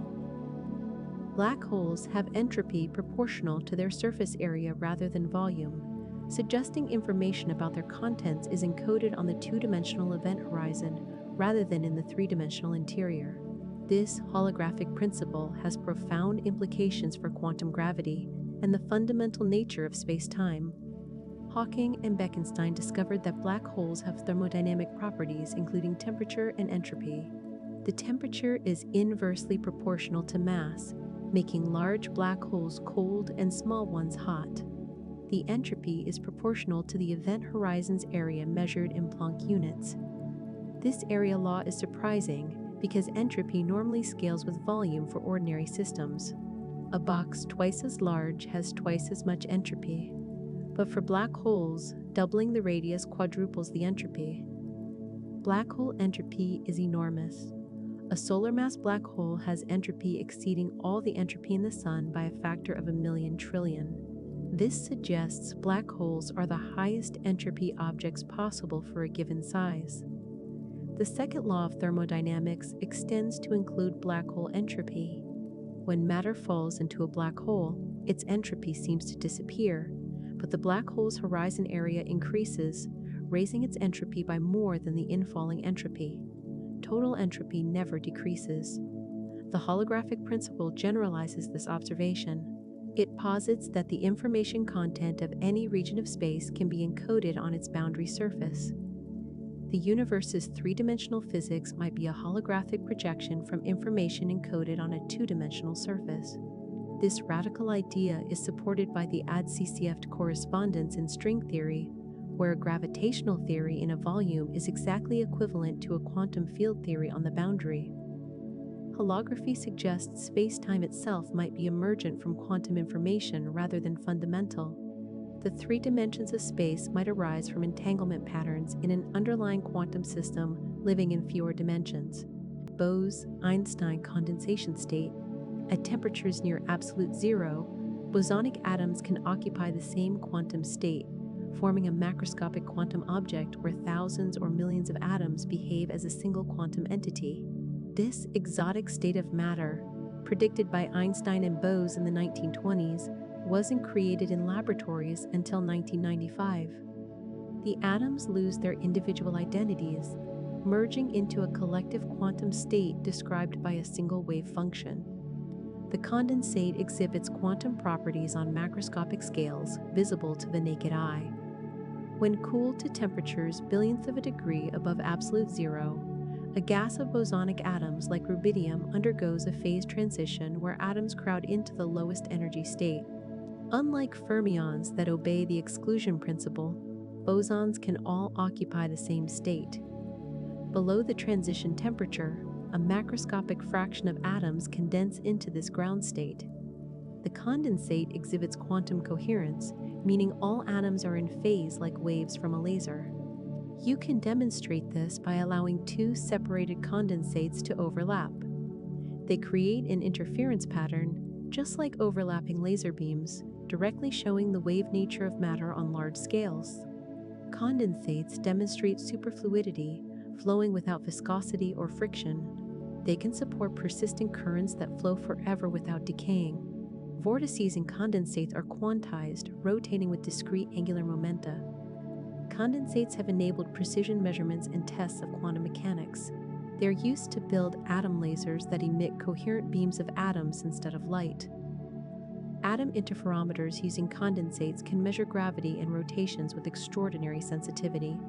Condensates can simulate quantum systems that are difficult to study otherwise, allowing exploration of phenomena from condensed matter, particle physics, and cosmology in controlled laboratory environments.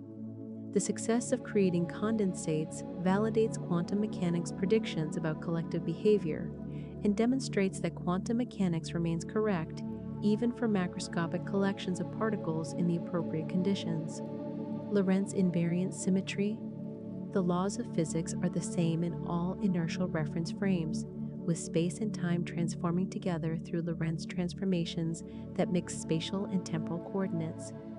This symmetry underlies special relativity and implies that the speed of light is constant for all observers regardless of their motion. Space and time are not separate, but form a unified space-time with a geometry that all observers agree on even though they disagree about measurements of space and time separately. Two events, simultaneous for one observer, occur at different times for a moving observer. Distances contract and time dilates for moving objects, not as physical effects on the objects, but as properties of spacetime geometry. Lorentz symmetry constrains what physical laws are possible. Theories must be formulated in ways that make this symmetry manifest. This led to the development of four-vector notation and tensor calculus for expressing physical laws. Quantities like energy and momentum that seem separate classically are unified into energy momentum. Four vectors, electric and magnetic fields, are components of a unified electromagnetic field tensor. The requirement that physics be Lorentz invariant places tight constraints on particle interactions and forces. It explains why magnetic forces arise from moving electric charges and predicts relationships between different physical phenomena. Lorentz invariance is tested to extraordinary precision in experiments looking for violations that might arise from quantum gravity effects. So far, no violations have been found. The symmetry might be exactly preserved or broken only at energy scales far beyond current capabilities. Some quantum gravity theories like loop quantum gravity predict small Lorentz violations, but others like string theory preserve it. Understanding whether Lorentz symmetry is fundamental or emergent from deeper physics remains an open question with implications for unifying quantum mechanics and gravity. Casimir effect force. Two uncharged metal plates placed very close together in vacuum experience, an attractive force due to quantum fluctuations of electromagnetic fields. This Casimir effect demonstrates that the quantum vacuum has physical reality beyond mathematical formalism. The space between plates restricts which virtual photon modes can exist, while all modes are allowed outside the plates. This creates an imbalance in radiation pressure. The reduced vacuum energy between the plates compared to outside pushes the plates together. The force is extremely weak at everyday distances, but becomes measurable when plates are microns or nanometers apart. Precision experiments have confirmed the effect's magnitude and distance dependence, matching quantum field theory predictions. The Casimir effect proves vacuum fluctuations are real, not just computational artifacts. They carry energy and momentum and can perform mechanical work by moving plates together. The effect is purely quantum and has no classical analog. It demonstrates that empty space has structure even in the absence of matter and fields. The calculation involves summing zero-point energies of allowed electromagnetic modes and subtracting infinities carefully. Different geometric configurations produce different forces. Parallel plates attract, but certain curved surfaces repel. These variations provide additional tests of quantum field theory in curved boundaries. The Casimir effect has practical implications for nanotechnology where surfaces approach each other at tiny separations. It can cause unwanted stiction between components in microelectromechanical systems. Understanding and potentially controlling Casimir forces is important for designing nanoscale devices. Generalizations of the Casimir effect appear in different contexts. Modified dispersion relations in materials change the forces. Thermal effects at finite temperature add contributions. Even cosmological versions appear where quantum fluctuations of fields in curved spacetime produce similar vacuum effects. Fermi liquid theory. Electrons and metals interact strongly with each other through electromagnetic forces, yet they often behave approximately like non-interacting particles with modified properties. This Fermi liquid theory explains why simple models work surprisingly well for complicated many-body systems. The key insight is that interactions don't change the system's fundamental character, but instead create quasi-particles, excitations that behave like dressed electrons carrying clouds of interaction effects. These quasi-particles have different effective masses and magnetic moments than bare electrons, but otherwise behave similarly. They fill energy levels according to Fermi statistics just like free electrons. The quasi-particle concept allows treating interacting electron systems using methods developed for non-interacting particles. This explains why band theory successfully describes metals and semiconductors despite ignoring interactions. The interactions renormalize parameters but preserve the basic structure. Fermi liquid theory works because low-energy excitations don't probe the full complexity of interactions. Adding one electron to a filled Fermi C creates a quasi-particle that lives long enough to behave as an approximate eigenstate. Higher energy excitations decay quickly into multiple particles, but low energy physics is dominated by stable quasi-particles. The theory fails in some materials called non-Fermi liquids, where interactions fundamentally alter the low energy physics.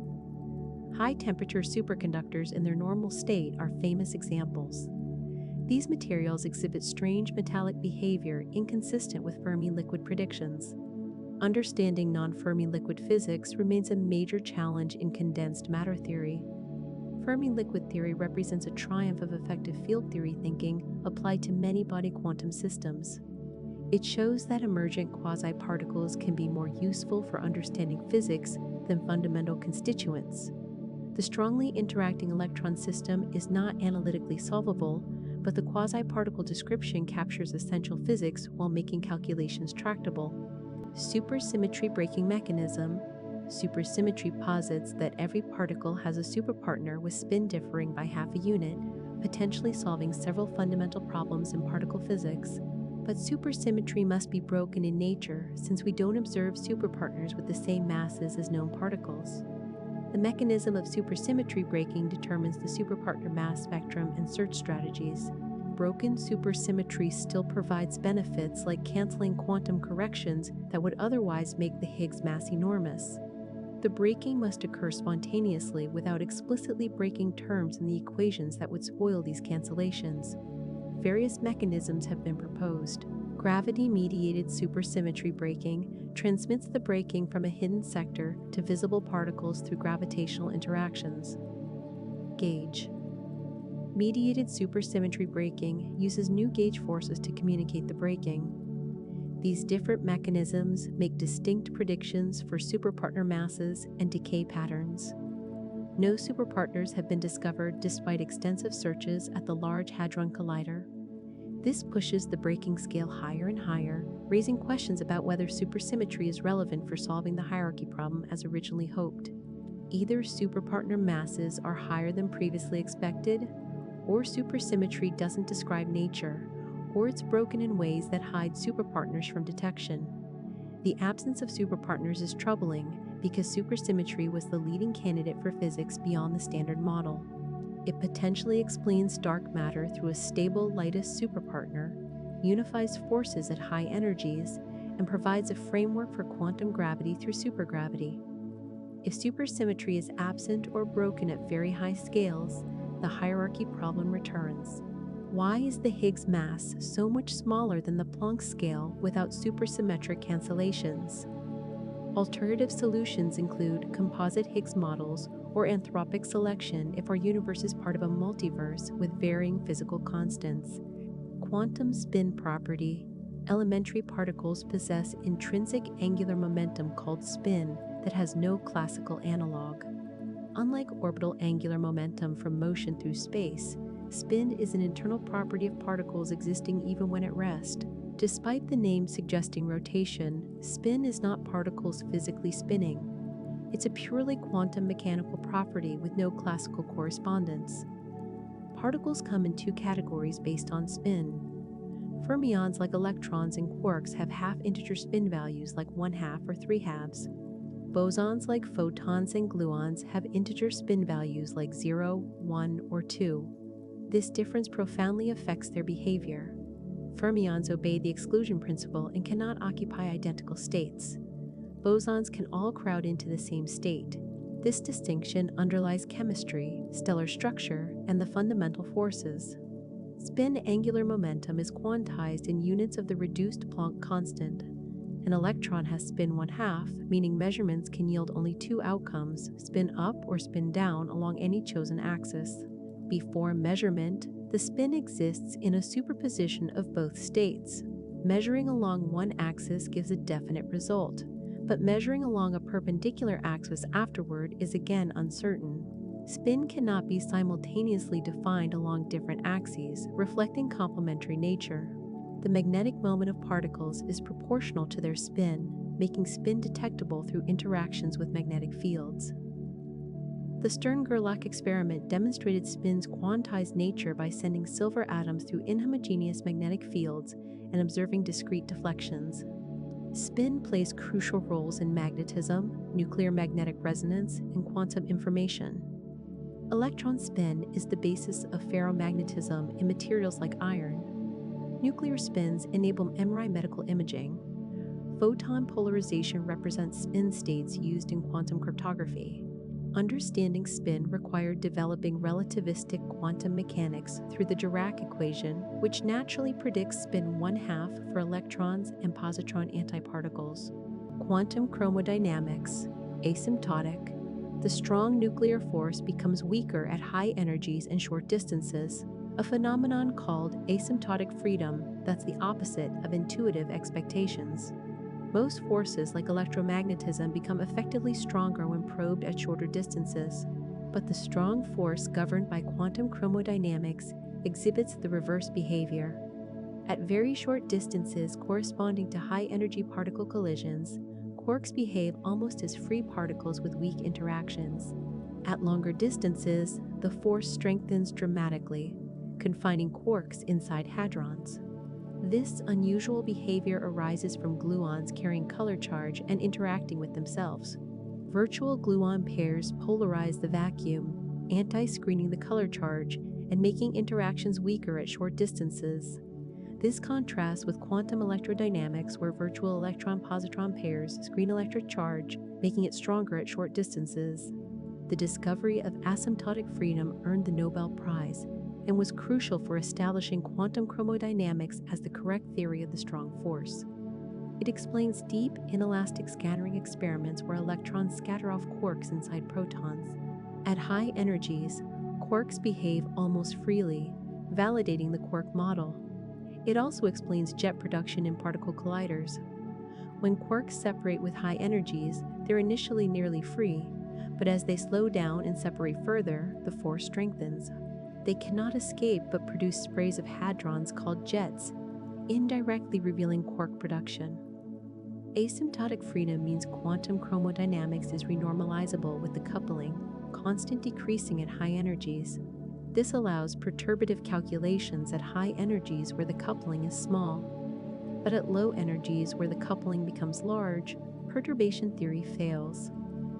Understanding low-energy strong force physics requires non-perturbative methods like lattice QCD simulations.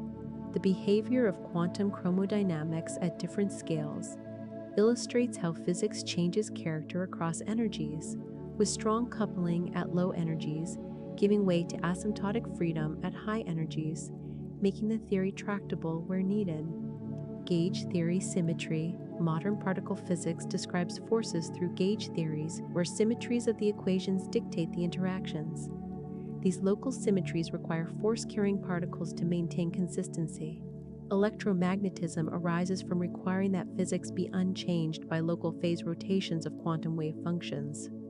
This gauge symmetry necessitates a massless vector boson, the photon, mediating electromagnetic interactions.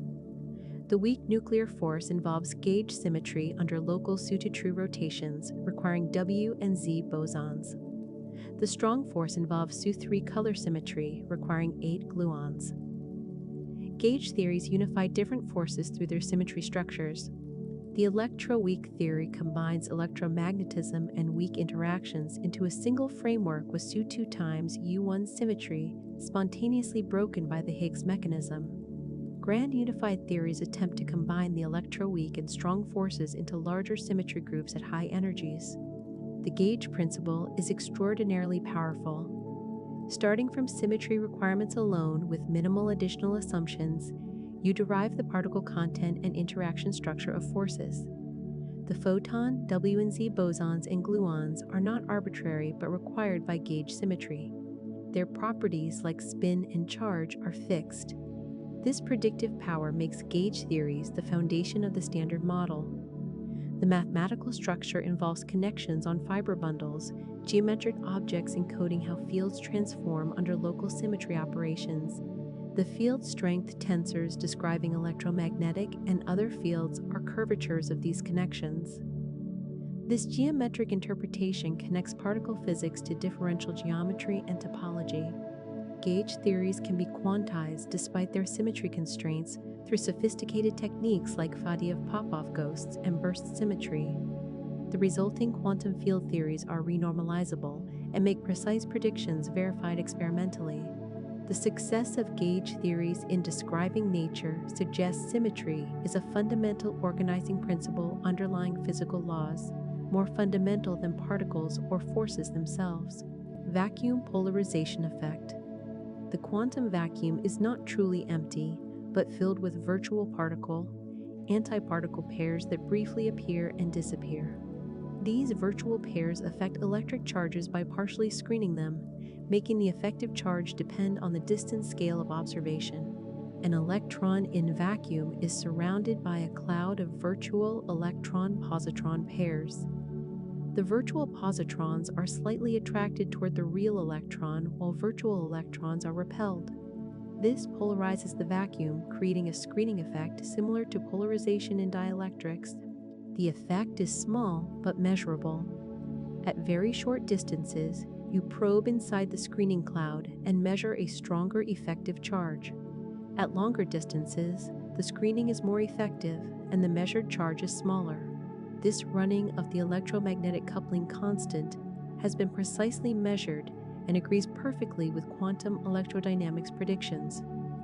Vacuum polarization contributes to the Lamb shift, a tiny splitting of hydrogen energy levels.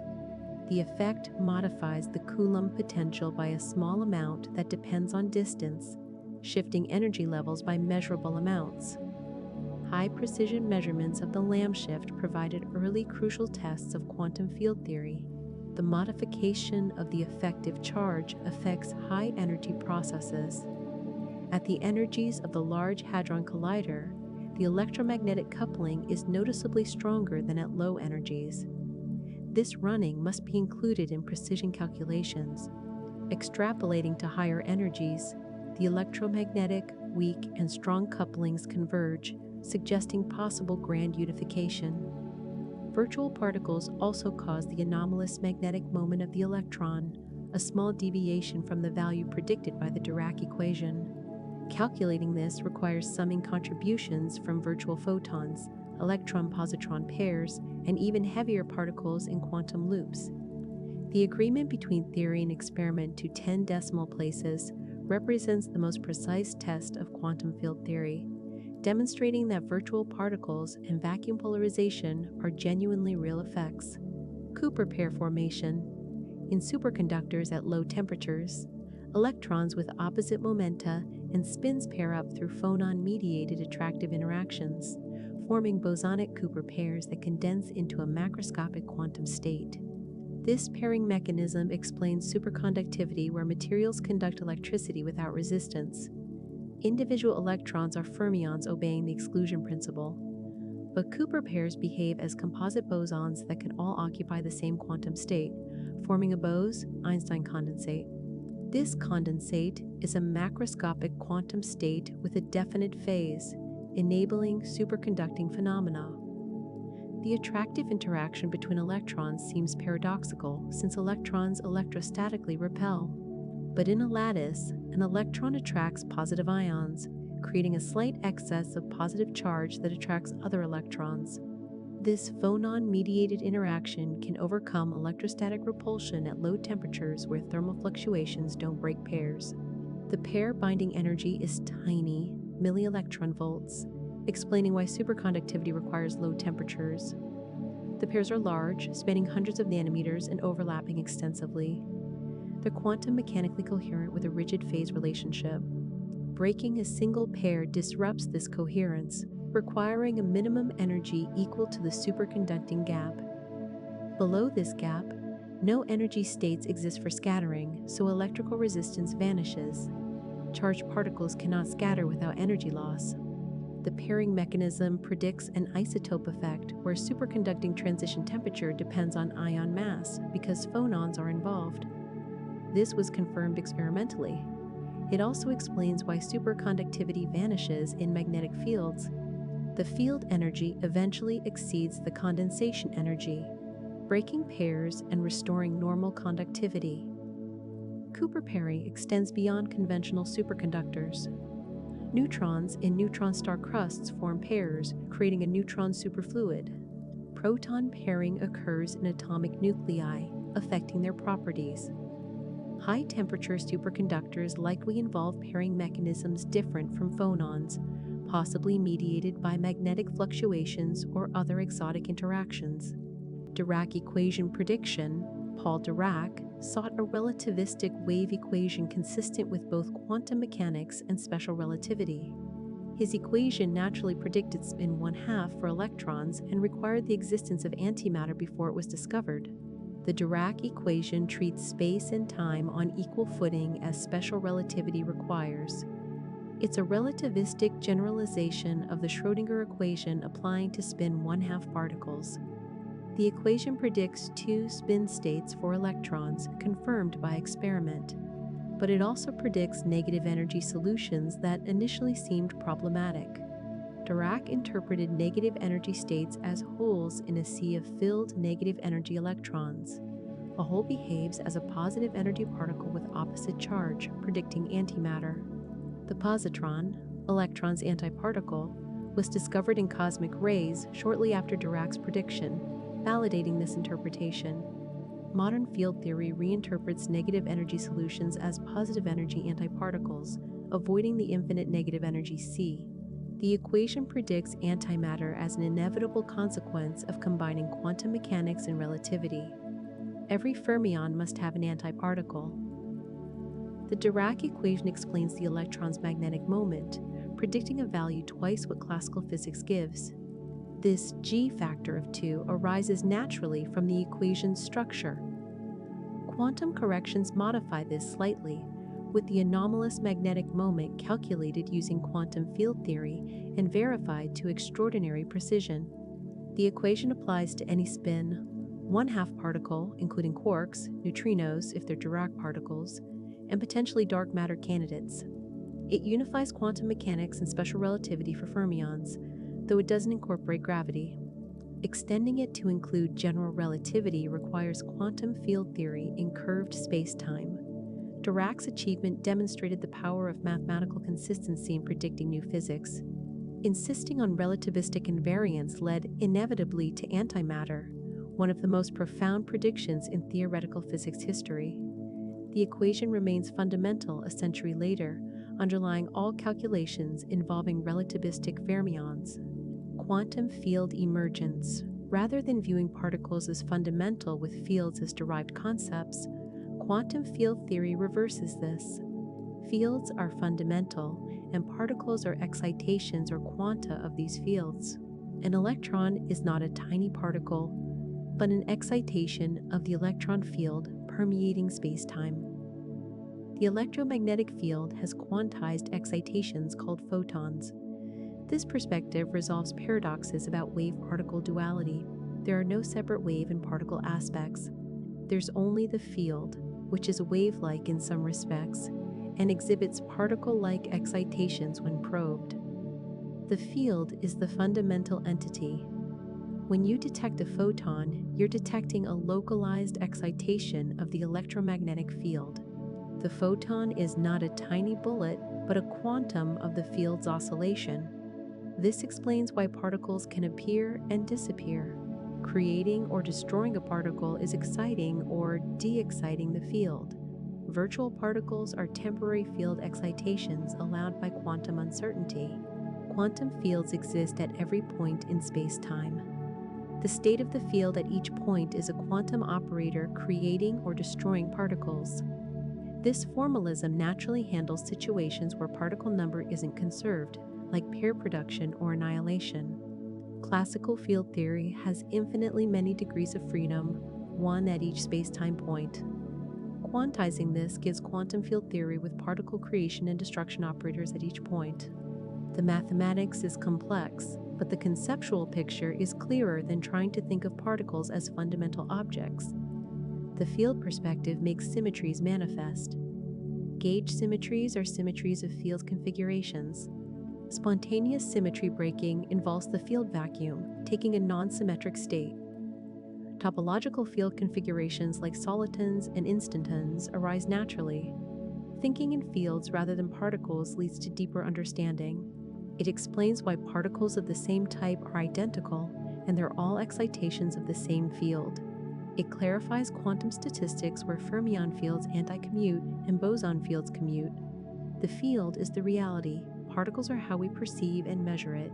Flavor mixing matrices, quarks, have mass eigenstates that don't align with weak interaction eigenstates, leading to mixing described by the Kabibo-Kobayashi-Maskawa matrix. This mixing allows weak force interactions to change quark flavors, explaining particle decays and CP violation. The 6 quarks up, down, strange, charm, bottom, top have definite masses determined by their Higgs couplings. But weak interactions couple quarks through a rotation in flavor space. The down-type quarks participating in weak interactions are mixtures of mass eigenstates.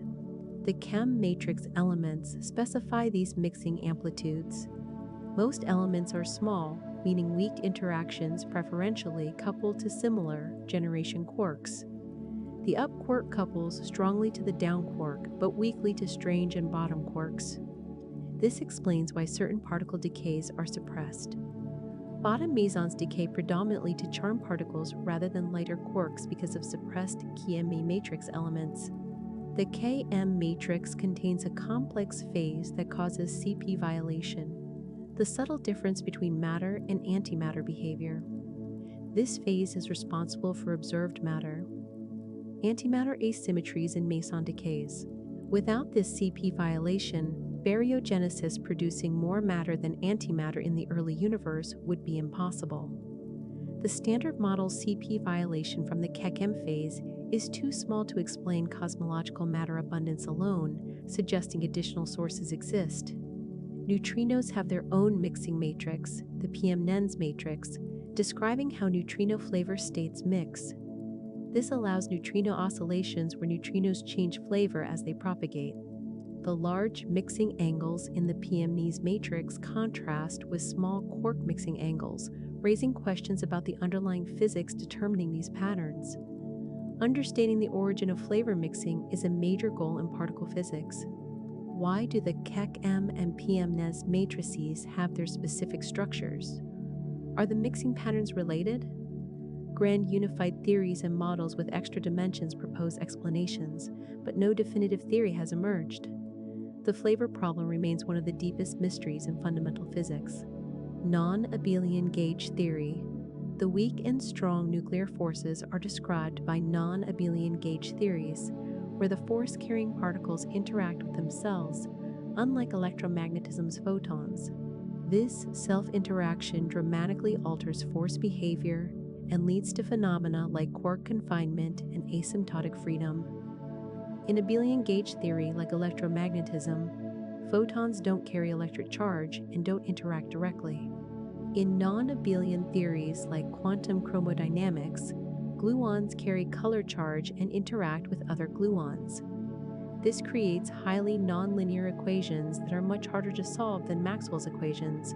The self-interaction causes running coupling constants that behave differently from electromagnetism. The strong forces coupling decreases at high energies, enabling perturbative calculations in high-energy collisions. At low energies, the coupling becomes large, making perturbation theory fail and causing confinement. The weak force also has non-abelian SU2 gauge structure. The W bosons carry weak charge and could self-interact, but the Higgs mechanism gives them mass, limiting their range and making self-interactions less important than in the strong force. Non-abelian gauge theories allow richer structures than abelian theories. They have topologically non-trivial field configurations like instantons that contribute to path integrals. Magnetic monopoles and other topological defects can arise. These structures have no abelian counterparts. Quantizing non-abelian gauge theories requires careful treatment of gauge symmetry. Faddeev-Popov ghost fields must be introduced to maintain unitarity. First, symmetry ensures the procedure is consistent. The resulting theories are renormalizable despite the complexity. The standard model's SU3 times SU3 times U3W1 gauge structure is non-abelian. Its success in describing nature suggests non-abelian gauge symmetry is a fundamental principle organizing interactions. Grand unified theories extend this to larger non-abelian groups encompassing all forces except gravity. String theory incorporates non-abelian gauge symmetries naturally through Chon-Paton factors on open string endpoints. Degenerate matter pressure.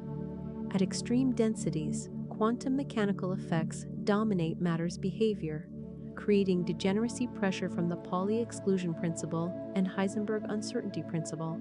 This pressure, independent of temperature, supports white dwarf stars and neutron stars against gravitational collapse. When electrons are squeezed into tiny volumes, the exclusion principle forces them into higher energy states since lower ones are occupied. The uncertainty principle requires that confining electrons to small spaces gives them large momentum uncertainties and thus kinetic energies. This creates enormous pressure resisting further compression. In white dwarfs, electron degeneracy pressure balances gravity. The star is supported by quantum mechanics rather than thermal pressure, like normal stars. As mass increases, gravity compresses the white dwarf to higher densities, but degeneracy pressure increases as well. There's a maximum mass, the Chandrasekhar limit of about 1.4 solar masses, beyond which degeneracy pressure cannot balance gravity even at infinite density. Above this limit, the white dwarf must collapse, triggering supernova explosions or forming neutron stars. Neutron degeneracy pressure operates similarly in neutron stars at even higher densities. Neutrons packed to nuclear densities are forced into high-energy states, creating pressure-supporting stars with masses up to about 2 to 3 solar masses. The exact upper limit depends on the poorly understood equation of state at supernuclear densities. Beyond the neutron star mass limit, no known pressure can halt collapse. The object collapses into a black hole. This demonstrates fundamental limits on how dense matter can be before gravity overwhelms all quantum mechanical resistance. Degeneracy pressure has profound astrophysical consequences. It determines the fates of stellar remnants, powers supernova explosions, and sets the scales of the most extreme objects in the universe. Understanding these quantum effects in gravitational contexts bridges quantum mechanics, nuclear physics, and general relativity in observable cosmic laboratories. Chiral symmetry breaking. The strong forces equations treat left and right-handed quarks symmetrically, yet the physical vacuum breaks this symmetry, giving quarks effective masses far larger than their bare masses. Most of a proton's mass comes not from quark masses, but from this spontaneous chiral symmetry breaking. Chiral symmetry means the equations remain unchanged if you flip the handedness of all particles. For massless quarks, left and right-handed components evolve independently. But quantum chromodynamics vacuum doesn't respect this symmetry. Quarks acquire constituent masses around 300 MeV through interactions with the QCD vacuum, even though their bare masses are only a few MeV. The breaking occurs through quark condensates, non-zero vacuum expectation values of quark-antiquark pairs. These condensates fill the vacuum, and quarks propagating through this medium acquire effective masses. It's analogous to electrons gaining effective mass in superconductors, but here the medium is the QCD vacuum itself. Pions are the Goldstone bosons from chiral symmetry breaking. When a continuous symmetry breaks spontaneously, Goldstone's theorem requires massless particles. Pions would be exactly massless if quarks were massless, but small quark masses give pions small masses too. Their lightness compared to other hadrons reflects their Goldstone boson nature. Chiral symmetry breaking explains why the proton mass is about 938 MeV, while the up and down quarks composing it have bare masses totaling only about 10 eV. The rest comes from the energy of gluon fields and interactions with the chiral condensate. This means most of your body's mass originates from QCD vacuum effects, not from the Higgs mechanism. Understanding chiral symmetry breaking requires non-perturbative QCD methods since it's a strong coupling phenomenon. Lattice QCD simulations have computed quark condensates from first principles, confirming the mechanism. Chiral perturbation theory provides an effective field theory describing low-energy QCD as interactions of Goldstone bosons. Chiral symmetry restoration at high temperatures or densities is predicted in quark-gluon plasma. Relativistic heavy ion collisions briefly create conditions where the symmetry is restored, allowing studies of this phase transition. Geometric phase acquisition, quantum systems transported slowly around closed paths in parameter space, acquire phase factors depending on the path's geometry rather than dynamics. This Berry phase or geometric phase has no classical analog and affects interference phenomena. When a quantum system's Hamiltonian varies slowly, the adiabatic theorem says the system remains in the same eigenstate if initially there. But the eigenstate acquires a phase composed of two parts, a dynamic phase from time evolution and a geometric phase depending on the path through parameter space. The geometric phase depends only on the geometry of the path, not how fast you traverse it. It's a purely topological effect related to the curvature of quantum state spaces. Systems following different paths between the same initial and final Hamiltonian acquire different geometric phases. This affects interference when paths combine. Geometric phases appear throughout physics. The Aharonov-Bohm effect, where electrons gain phases from electromagnetic potentials even in field-free regions, is a geometric phase. Spin precessing in slowly changing magnetic fields acquires geometric phases. Molecules undergoing conical intersections exhibit geometric phases affecting chemical reactions. Foucault's pendulum precession is a classical analog. The pendulum's plane rotates due to parallel transport around a curved path on Earth's surface. The geometric phase is the quantum version of this holonomy. Geometric phases have practical applications. They're used in quantum computation, where topological quantum gates based on geometric phases are inherently robust against certain errors. Geometric phases affect molecular spectra. Berry's phase, explaining sign changes in wave functions for certain molecular configurations. Understanding geometric phases requires thinking about quantum mechanics geometrically. Quantum states live in projective Hilbert spaces with non-trivial curvature and topology. Physical processes trace paths through these spaces, and geometry affects observable phases. This geometric perspective deepens understanding of quantum mechanics' mathematical structure and connects it to differential geometry and fiber bundle theory. Topological quantum numbers. Certain physical quantities take only integer or rational values because they're topological invariants, characteristics that cannot change continuously but only jump between discrete values. These quantum numbers are protected by topology rather than dynamics. The quantum Hall conductance is a topological invariant, a Chern number characterizing the filled electron band's topology. This explains why conductance is quantized so precisely. The exact integer value is protected against small perturbations by topology. Only large changes that alter the system's topological class can change the conductance. Winding numbers describe how fields wrap around spaces. Magnetic monopoles carry integer magnetic charge determined by how electromagnetic field lines wrap around them. Skyrmions in magnets have integer winding numbers describing how magnetization twists in space. These topological defects are stable because unwinding them requires passing through high-energy configurations. Topological insulators have surface states protected by bulk topology. The number of surface Dirac cones is a topological invariant related to bulk band structure. These states cannot be removed by impurities or disorder as long as symmetries protecting the topology remain. Knot invariants and linking numbers describe how field lines or defects intertwine. In certain gauge theories, particle types correspond to representations of quantum groups related to knot invariants. Enyons in 2 dimensions have fractional statistics characterized by topological quantum numbers. Topological quantum numbers provide stability against decoherence, making them attractive for quantum computing. Topological qubits store information in global properties of many particle states, rather than local properties vulnerable to noise. Braiding enyons implements quantum gates through topological operations. The mathematics of topological quantum numbers involves algebraic topology, homotopy theory, and characteristic classes. Physical observables connect to abstract mathematical structures, revealing deep relationships between physics and pure mathematics.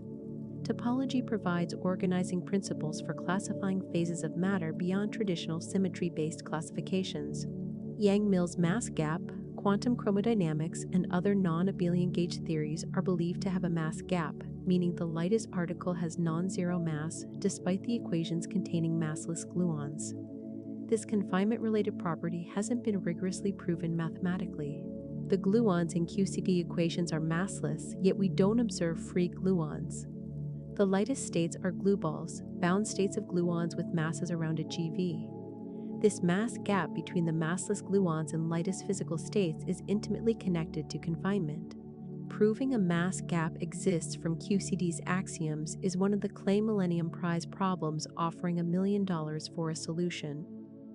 Despite overwhelming numerical evidence from lattice simulations and experimental confirmation that QCD confines, a rigorous mathematical proof remains elusive. The difficulty lies in non-abelian gauge theory's strong coupling at low energies where perturbation theory fails. Traditional mathematical physics techniques developed for weakly coupled theories don't apply. New non-perturbative methods are needed. The mass gap property is closely related to confinement. If colored states like gluons could exist as asymptotic free particles, the spectrum would include massless or arbitrarily light-colored states. The mass gap ensures colored states are confined in massive, colorless bound states. Understanding the mass gap would illuminate how gauge theory's infrared behavior produces confinement. It would explain how massless fundamental fields generate massive physical spectra through quantum effects. This is analogous to how massless quarks gain constituent masses from chiral symmetry breaking, but more fundamental. The Higgs mechanism is not involved in QCD's mass gap. The gluon mass gap arises from pure gauge dynamics without spontaneous symmetry breaking. This makes it conceptually different from W and Z boson masses arising from the Higgs field. Solving the mass gap problem would be a major advance in mathematical physics, providing rigorous foundation for quantum field theory calculations that currently rely on lattice simulations and phenomenological models. Nuclear pasta states, at densities between ordinary nuclei and uniform nuclear matter, atomic nuclei merge into exotic structures resembling pasta shapes. These neutron star crust layers contain the universe's strongest known material before nuclear identity completely dissolves. As density increases in neutron star crusts, nuclei get squeezed closer. Eventually, they deform and merge into rods resembling spaghetti aligned in lattices. At higher densities, rods connect into sheets like lasagna. Further compression creates tubes through nuclear matter like anti-spaghetti, then isolated bubbles like Swiss cheese. Finally, uniform nuclear matter appears with dissolved nuclear structure. These transitions occur because nuclei try to minimize surface energy between nuclear matter and surrounding neutron gas. Different geometries have different surface areas for given volumes. As density changes, the energetically favored topology changes, creating pasta phases. The pasta layers are phenomenally strong. The material has shear strength exceeding steel by orders of magnitude, potentially the strongest material in the universe. Breaking pasta structures requires enormous stresses because you're ripping apart nuclear matter held by the strong force. This strength affects neutron star seismology. Starquakes releasing gravitational energy must fracture the pasta layers. The crack propagation and energy release depend on material properties. Observed glitches in pulsar spin might trace to pasta layer fractures. Modeling pasta requires complex nuclear physics calculations. The competition between nuclear attraction, Coulomb repulsion, and quantum pressure determines equilibrium structures. Molecular dynamics, simulations, and nuclear density, functional theory compute pasta properties, but uncertainties remain. Gravitational wave observations from neutron star mergers constrain matter at these densities. Future observations will test pasta models by measuring tidal deformations revealing crust structure. The exotic pasta states connect nuclear physics to astrophysics in extreme density regimes inaccessible to laboratories. Quantum contextuality principle. Measurement outcomes in quantum mechanics depend not only on what you measure, but on what other measurements you perform simultaneously. The value of an observable is not predetermined, but emerges from the measurement context. A particle's position doesn't have a definite value independent of measurement. More surprisingly, measuring position while measuring momentum yields different position results than measuring position alone. The full measurement context determines outcomes, not just which observable you're measuring. Kochen-Specker theorem proves quantum mechanics is contextual.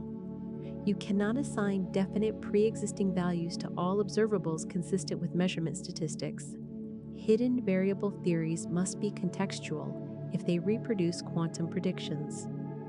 This means reality doesn't consist of particles with definite properties waiting to be revealed. Properties are created through measurement, and which properties can coexist depends on the measurement setup. Contextuality is verified experimentally through tests similar to Bell inequality violations. Measurements on quantum systems produce correlations impossible if observables had predetermined context, independent values. These tests close loopholes allowing local hidden variable explanations. The implications are profound. Quantum mechanics cannot be understood as revealing pre-existing reality. The act of measurement is fundamentally creative, bringing properties into existence rather than discovering them. Different measurement contexts create different realities. This isn't observer-dependent idealism, but reflects how quantum properties are relational rather than intrinsic. Contextuality underlies quantum computation's power. Quantum algorithms exploit measurement. Context-dependent correlations, unavailable to classical systems with predetermined properties. Understanding contextuality might be key to quantum supremacy. Philosophically, contextuality challenges realist interpretations of physics. Properties don't exist independent of measurements. The measurement apparatus and observed system form an inseparable whole. This holistic view contrasts sharply with classical reductionism, separating objects from measuring devices. Parity violation weakness. The weak nuclear force treats left and right-handed particles differently, uniquely violating mirror symmetry among fundamental forces.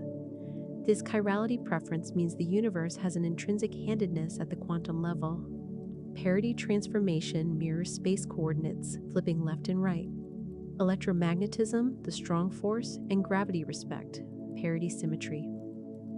Processes and their mirror images occur with equal probability, but weak interactions violate parity maximally. Only left-handed fermions and right-handed anti-fermions participate in weak interactions. Right-handed neutrinos don't interact weakly at all. This discovery shocked physicists who assumed parity was a fundamental symmetry. Experiments with cobalt-60 beta decay showed electrons preferentially emitted in one direction relative to nuclear spin, impossible if parity were conserved.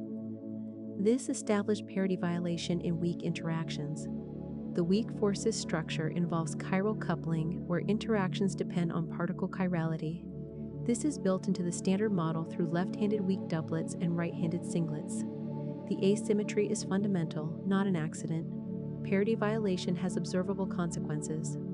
Neutral currents mediated by Z bosons cause tiny parity, violating effects in atomic physics. Precise measurements detect these deviations from electromagnetic predictions, confirming electroweak unification. Parity-violating interactions contribute to molecular chirality and possibly life's homochirality. The weak forces parity violation connects to CP violation through the CPT theorem. If charge conjugation, parity, and time reversal together are conserved, then parity violation requires CP violation. This links observed matter. Antimatter asymmetries to weak force chirality. Understanding why the weak force violates parity while others don't remains a mystery. Grand unified theories attempt to explain the pattern through larger symmetries broken at high energies. The weak force's unique character might trace to physics at unification scales, but definitive explanations require theories beyond the standard model. Phonon, quasi-particle concept, vibrations in solid crystal lattices are quantized into phonons, particle-like excitations that carry energy and momentum even though they're collective oscillations of many atoms. Phonons are quasi-particles, emergent excitations behaving like particles despite being collective phenomena. In crystals, atoms vibrate around equilibrium positions. These vibrations couple through interatomic forces, creating collective modes propagating as waves. Quantizing these waves gives phonons with energies proportional to frequency and momentum related to wavelength. Phonons have definite dispersion relations relating energy and momentum like real particles. Phonons carry heat through crystals. Thermal conductivity results from phonon transport. They scatter off defects, boundaries, and other phonons, affecting conductivity. Low temperature heat capacity is determined by phonon contributions, with characteristic temperature dependence different from classical predictions. Phonons mediate electron interactions, causing conventional superconductivity. Electrons attract through phonon exchange, forming Cooper pairs. The critical temperature depends on phonon frequencies and electron-phonon coupling strength. Understanding this mechanism required thinking of phonons as quantum particles mediating forces. Phonons interact with photons in Raman and Brillouin scattering. Light scatters inelastically from phonons, changing frequency by the phonon energy. This provides experimental access to phonon spectra, revealing crystal structure and dynamics. Phonons are not fundamental particles but emerge from underlying atomic physics. Yet they behave so similarly to particles that treating them as such is not just convenient but reveals deep physics. This demonstrates how emergent phenomena can have properties different from microscopic constituents. The quasi-particle concept extends beyond phonons. Magnons are spin-wave quanta in magnets. Plasmons are collective electron oscillations. Protons and maximons appear in superfluid helium.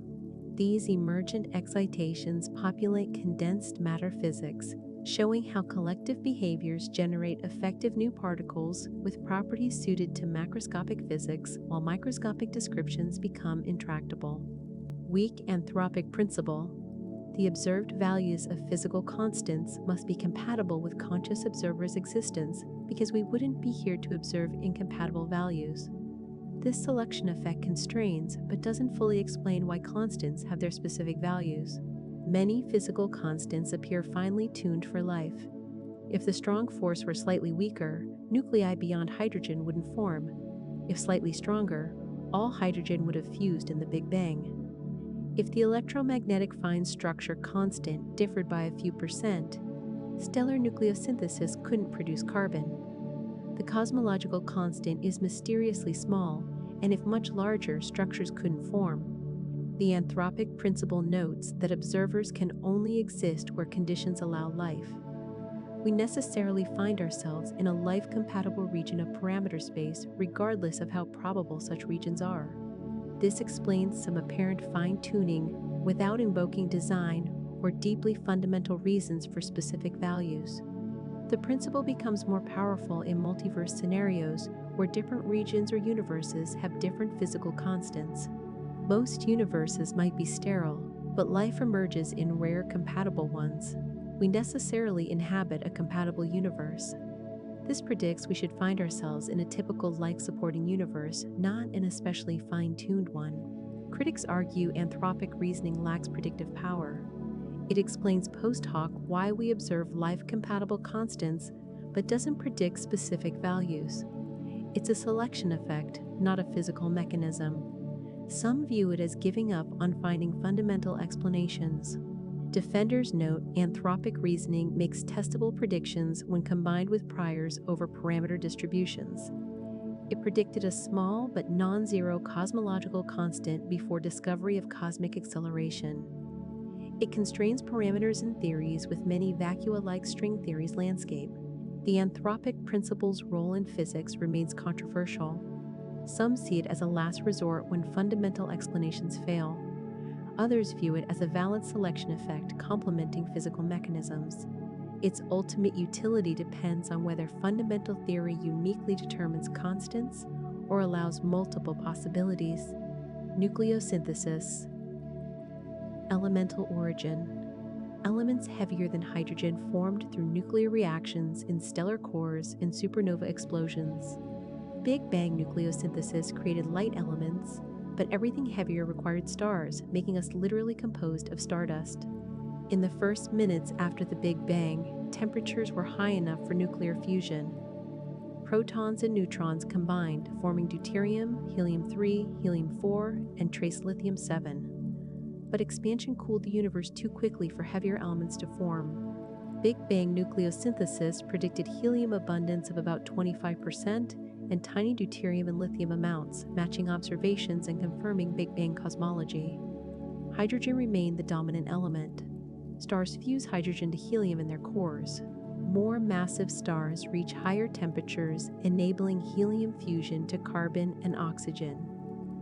Successive shells fuse heavier elements through carbon, neon, oxygen, and silicon burning, building an onion layer structure. Each stage produces heavier elements and releases less energy, proceeding faster than previous stages. Iron is the endpoint. Fusion beyond iron requires energy input rather than releasing it. Once a massive star's core becomes iron, no further fusion can support it against gravity. The core collapses catastrophically in a supernova, releasing gravitational energy that powers explosive nucleosynthesis. Neutron capture in supernova environments creates elements beyond iron. Rapid neutron capture in supernovae builds elements up to uranium through unstable neutron-rich isotopes that subsequently decay. Slow neutron capture in red giants creates another branch. These processes explain abundance patterns of heavy elements. Neutron-star mergers also contribute to heavy element production. The first gravitational wave detection from a neutron-star merger was accompanied by electromagnetic signatures of heavy element formation, confirming this channel's importance. We are made of material forged in stellar furnaces and explosive deaths. Every atom heavier than hydrogen in your body was created billions of years ago in stars that died before the solar system formed. Understanding nucleosynthesis connects nuclear physics, stellar evolution, and cosmology in a grand narrative of cosmic chemical evolution. Baryogenesis, matter asymmetry. The universe contains matter with virtually no antimatter, yet the Big Bang should have created equal amounts. Understanding how this asymmetry arose is one of cosmology's deepest mysteries. Shortly after the Big Bang, matter and antimatter existed in nearly equal quantities, constantly annihilating and being recreated from radiation. As the universe cooled, annihilation continued, but creation stopped. If matter and antimatter were exactly equal, they would have annihilated almost completely, leaving only radiation. Yet we observe a universe full of matter. For every billion matter, antimatter pairs, there was roughly one extra matter particle. Those excess particles compose everything we see today. The Sakharov conditions specify requirements for generating this asymmetry: baryon number violation, allowing matter creation or destruction, C and CP violation, treating matter and antimatter differently, and departure from thermal equilibrium, so forward and reverse processes don't balance. All three conditions must be met. The Standard Model satisfies these conditions, but predicts asymmetry far too small to explain observations. Electroweak baryogenesis can occur during the electroweak phase transition, but the Higgs mass makes the transition too smooth. CP violation from the Keck matrix is insufficient. New physics beyond the Standard Model is required. Proposed mechanisms include leptogenesis, where heavy neutrinos decay asymmetrically, producing lepton number that converts to baryon number. Grand unified theories predict baryon number violating processes at high energies. Exotic mechanisms involving electroweak sphalerons or exotic particles in supersymmetric models might generate asymmetry. Without baryogenesis, no structure would exist. Only radiation would fill the universe. The matter asymmetry is absolutely crucial for our existence, yet its origin remains unknown. Future experiments measuring neutrino properties and searching for proton decay might constrain theories. Cosmological observations of primordial gravitational waves and relic particles could reveal conditions during baryogenesis. Solving this mystery requires understanding physics at energy scales far beyond accelerators, potentially approaching grand unification scales. Gauge hierarchy problem. The Higgs boson mass is about 125 GeV, tiny compared to the Planck scale where quantum gravity becomes important at 10^19 GeV. Quantum corrections should drive the Higgs mass to Planck scale unless incredible fine-tuning cancels enormous contributions. Every particle coupling to the Higgs contributes quantum corrections to its mass. These corrections are quadratically sensitive to the ultraviolet cutoff, the energy scale where new physics appears. If the cutoff is the Planck scale, corrections are 10^-2 times larger than the observed Higgs mass. To get 125 GeV, bare mass and corrections must cancel to 32 decimal places. Such fine-tuning seems unnatural, suggesting either new physics near the weak scale canceling corrections or the Planck scale isn't the correct cutoff. Supersymmetry was the leading solution. Each standard model particle has a superpartner with opposite statistics, causing boson and fermion corrections to cancel. Supersymmetry broken near the weak scale gives superpartners masses around a TV, naturally explaining the Higgs mass. But no superpartners have been discovered despite extensive searching. Other solutions include composite Higgs models where the Higgs is not elementary, but bound from more fundamental particles. The compositeness scale naturally sets the Higgs mass without fine-tuning. Extra dimensions can lower the fundamental gravity scale from the Planck scale to near the weak scale, reducing quantum corrections. Anthropic selection in a multiverse with varying Higgs masses might explain our value without dynamics, though this is controversial. The hierarchy problem illustrates tensions between the standard model and quantum gravity. It suggests the standard model is incomplete, requiring new physics to stabilize the Higgs mass. The nature of this new physics remains unknown. The Large Hadron Collider searches for solutions, but has found only the Higgs itself. Perhaps naturalness arguments are misleading, or new physics is heavier than expected. Understanding the hierarchy problem might require reconceptualizing how we think about quantum field theory and gravity together. Conformal field theory, scale invariant quantum field theories where physics looks the same at all distance. Scales have special properties constraining correlation functions and operator dimensions. These conformal field theories appear in critical phenomena, string theory, and holographic duality. Conformal symmetry extends scale invariance by including special conformal transformations. CFTs have enhanced symmetry-constraining observables much more than general quantum field theories. Operator dimensions and correlation functions must satisfy consistency conditions that often determine them uniquely. Two-dimensional CFTs are especially constrained, with infinite-dimensional conformal symmetries allowing exact solutions. They're classified by their central charge and operator spectrum. This mathematical structure underlies string theory, where two-dimensional CFTs describe string worldsheet dynamics. The add-CFT correspondence is the most important CFT application in fundamental physics. It conjectures that conformal field theories in flat space are dual to gravitational theories in anti-de Sitter space with one more dimension. This holographic duality relates quantum field theory to quantum gravity, providing insights into both. Critical points of phase transitions are often described by CFTs. At criticality, correlation lengths diverge and physics becomes scale invariant. The CFT describing the critical point determines critical exponents and universality classes. Different microscopic systems flow to the same CFT at criticality, exhibiting identical critical behavior. CFT methods compute non-perturbative results in strongly coupled theories. The conformal bootstrap program determines CFT data by imposing consistency of operator algebra. This has solved some previously intractable models and constrained realistic theories like the three-dimensional Ising model. Conformal field theories represent special points in the space of all quantum field theories. Renormalization group flows connect generic theories at different scales, often flowing toward CFTs at fixed points. Understanding this flow structure illuminates how physics changes across energy scales and connects different effective descriptions. Monopole suppression inflation. Grand unified theories predict magnetic monopoles should be extremely abundant from the early universe, far exceeding observed limits. Cosmic inflation solves this monopole problem by exponentially diluting primordial monopoles to undetectable densities. Topological defects, including monopoles, cosmic strings, and domain walls, form during phase transitions when symmetries break. Grand unification breaking produces monopoles with masses around 10^8(116 GeV. Simple calculations predict one monopole per horizon volume at the transition temperature, giving monopoles dominating the universe's mass, contradicting observations. Inflation provides an elegant solution. A brief period of exponential expansion stretches space by enormous factors, diluting any primordial monopoles to negligible densities.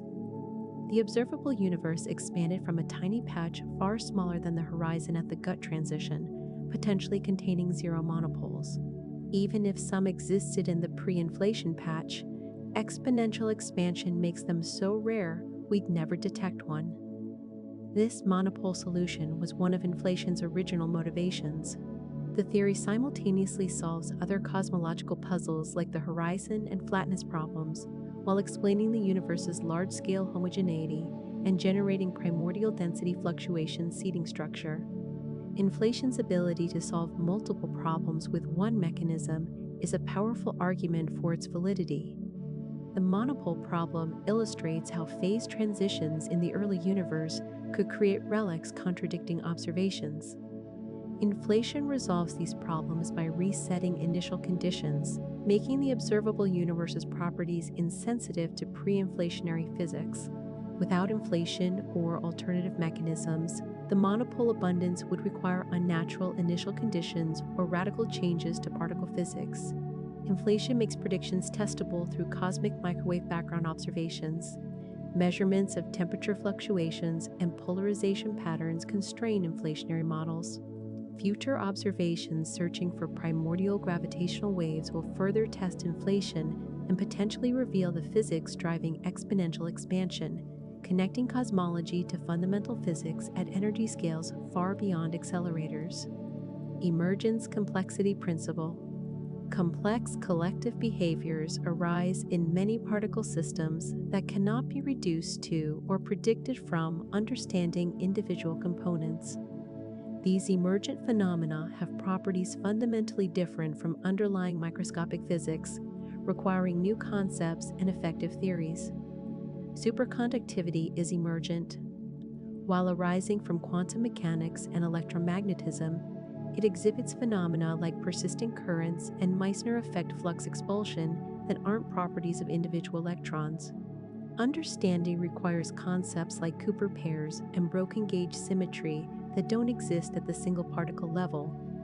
Emergence appears throughout condensed matter physics. Magnetism emerges from electron spin interactions. Quasi-particles like phonons and magnons emerge as collective excitations. Topological phases have emergent properties protected by global topology rather than local interactions. Each level of organization has its own appropriate description. Consciousness and life are potentially emergent phenomena, not reducible to particle physics, even though composed entirely of particles obeying physical laws. The whole exhibits properties not present in parts. New organizing principles and laws appear at each scale. Emergent phenomena don't violate lower-level laws, but aren't predictable from them in practice or sometimes even in principle. This doesn't contradict reductionism. Physics at each scale supervenes on lower levels, being consistent with but not determined by them. Emergence suggests a hierarchical structure to physical theories. Effective field theories at each scale have their own degrees of freedom and interactions. Higher-level theories aren't derivable from lower levels except in special cases. This challenges the search for a theory of everything as the pinnacle of physics. Even with a fundamental theory, understanding emergent phenomena would require separate investigation. The vast majority of physical phenomena, including all of chemistry, biology, and human experience, are emergent. Understanding emergence is as important as understanding fundamental laws. It reveals how complexity and novelty arise in nature through collective organization rather than requiring new fundamental forces or particles. Majorana fermion particles. Certain fermions might be their own antiparticles, called Majorana fermions, unlike Dirac fermions that have distinct antiparticles. This self-conjugate property has profound implications for neutrino physics and topological quantum computing. For a fermion to be its own antiparticle, it must be electrically neutral since charge conjugation flips electric charge. Neutrinos are the only standard model fermions that might be Majorana particles. If neutrinos are Majorana, lepton number isn't conserved, and neutrinoless double beta decay becomes possible. This process, where two neutrons decay to protons emitting two electrons, but no neutrinos, violates lepton number by 2 units. Detecting it would prove neutrinos are Majorana particles and might explain why they have such tiny masses through the seesaw mechanism. Majorana-bound states appear in condensed matter systems as zero-energy quasi-particles at ends of topological superconducting wires or in vortices of certain superconductors. These aren't fundamental particles, but emergent excitations with Majorana properties. They exhibit non-abelian anyonic statistics when exchanged, making them attractive for topological quantum computing. The distinction between Majorana and Dirac fermions affects mass generation. Dirac masses require left and right-handed components coupling to the Higgs field. Majorana masses can arise from dimension 5 operators suppressed by high-energy scales, naturally explaining small neutrino masses if they're Majorana particles. Experiments search for Majorana signatures in several ways. Neutrinoless double beta decay experiments use massive detectors looking for characteristic energy signatures. Topological quantum computing research creates and manipulates Majorana-bound states in superconducting devices. These approaches probe Majorana physics from fundamental particle and applied condensed matter perspectives. Understanding whether neutrinos are Majorana or Dirac particles would illuminate physics beyond the standard model. It connects to leptogenesis, potentially explaining the matter, antimatter asymmetry, to grand unification, and to the origin of neutrino mass. The question remains one of the most important in neutrino physics: holographic entropy bound. The maximum entropy that can be contained in a region of space is proportional to the region's surface area rather than volume, suggesting information is fundamentally two-dimensional, even though we experience 3 spatial dimensions. This holographic principle has revolutionary implications for quantum gravity. Bekenstein-bound states that a region's maximum entropy is proportional to its area measured in Planck units. Black holes saturate this bound with entropy exactly proportional to horizon area. This suggests black holes are the most efficient entropy storage possible. For ordinary systems, entropy scales with volume. A room twice as large can contain twice as much information. But the holographic principle says this cannot continue indefinitely. At some scale, area scaling takes over. This implies spatial dimensions are not truly independent at the fundamental level. The ADS-CCF correspondence concretely realizes holography. A gravitational theory in d-dimensional anti-de Sitter space is exactly equivalent to a conformal field theory on the d1-dimensional boundary. The boundary theory completely encodes bulk physics, including quantum gravity, as a lower-dimensional quantum field theory without gravity. This gives a precise mathematical framework for holography. Holographic ideas suggest space-time itself might be emergent rather than fundamental. The 3 spatial dimensions we experience could be projections from information encoded on a lower dimensional surface. Space might not exist at the most fundamental level, but emerge from entanglement patterns in an underlying quantum system. Holographic entropy bounds constrain quantum gravity theories. They must respect area scaling of entropy. This rules out naive approaches to quantum gravity where local quantum field theory is simply applied in curved spacetime. The bounds suggest that quantum gravity is fundamentally different from other field theories, perhaps not even formulated in terms of local spacetime physics. Understanding holography might be key to quantum gravity. String theory provides one realization through ADS-CCF. Other approaches like loop quantum gravity must also explain holographic scaling. The principle suggests gravity is not fundamentally a force, but rather emerges from thermodynamics of information encoded holographically. Quantum critical point. At zero temperature, quantum phase transitions occur between different ground states driven by quantum fluctuations rather than thermal fluctuations. Near quantum critical points, exotic scaling behavior and unconventional physics emerge. Classical phase transitions occur at finite temperature driven by thermal fluctuations. Water freezes when thermal energy can no longer overcome molecular binding. But quantum phase transitions occur at absolute zero, driven by quantum uncertainty and zero-point fluctuations competing with interaction energies. Tuning pressure, magnetic field, or composition can drive quantum phase transitions. Near the transition, quantum fluctuations are scale invariant, described by a conformal field theory. The system exhibits scaling behavior without characteristic length or time scales. Correlation lengths diverge, and response functions show power law singularities. High-temperature superconductors and heavy fermion materials exhibit quantum critical behavior. Their anomalous properties might trace to proximity to quantum critical points. Understanding this physics could explain their unconventional superconductivity in strange metallic phases. Quantum criticality represents non-Fermi liquid behavior, where standard metal theory breaks down. Quasi-particles don't exist near quantum critical points. Collective modes dominate, and standard perturbation theory fails. New theoretical frameworks like ADS-CFT correspondences might be needed to understand strongly quantum critical systems. The quantum critical region extends to finite temperature above the critical point, where thermal and quantum fluctuations both contribute. Systems exhibit quantum critical scaling at temperatures below characteristic energy scales, but above zero. This quantum critical fan affects material properties over a range of parameters. Quantum criticality connects condensed matter physics to quantum field theory and string theory. Similar phenomena appear in black hole physics and cosmology. The universality suggests deep underlying principles govern critical behavior regardless of microscopic details. Understanding quantum criticality might illuminate fundamental aspects of quantum, many-body physics, and potentially quantum gravity. Spin-orbit coupling effect. Particle spin interacts with its orbital motion through relativistic effects, coupling intrinsic angular momentum to spatial motion. This spin-orbit interaction profoundly affects atomic structure, solid-state physics, and underlies topological materials. In atoms, electrons moving through nuclear electric fields experience effective magnetic fields in their rest frame. These fields interact with electron spin, coupling orbital and spin angular momenta. This splits energy levels that would otherwise be degenerate, creating fine structure in atomic spectra.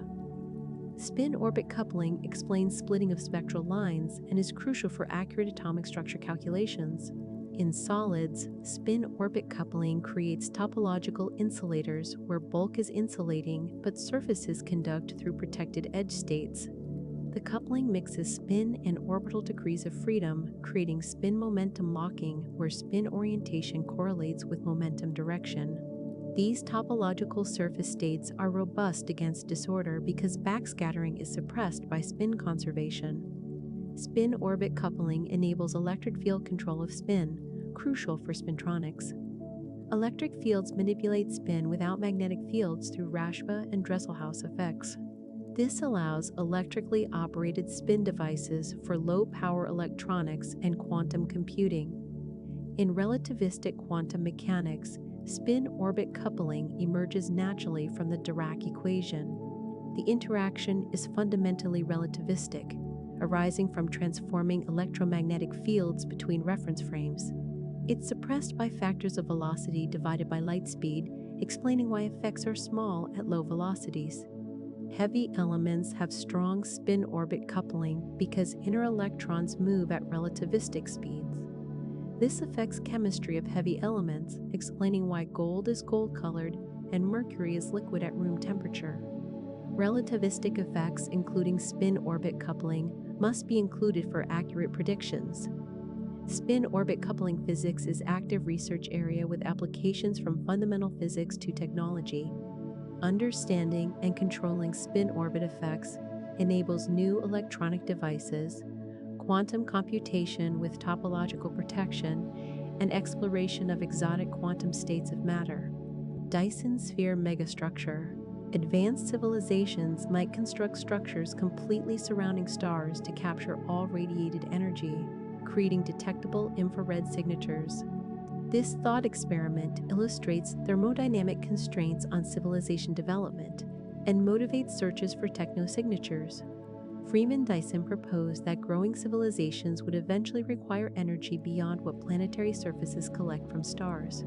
The logical endpoint is constructing shells or swarms of structures capturing most or all stellar output. These Dyson spheres would be invisible in visible light but glow brightly in infrared from waste heat radiation. The second law of thermodynamics requires any energy use to eventually dissipate as heat. A Dyson sphere using stellar energy must radiate that energy at longer wavelengths than absorbed. The structure's temperature depends on radius, with equilibrium reached when radiated power equals absorbed stellar luminosity. For solar mass stars, room temperature structures would orbit at several O. Searches for Dyson spheres look for objects with unusual infrared emission spectra. Several candidates show excess infrared, but alternative explanations like dust clouds are more plausible.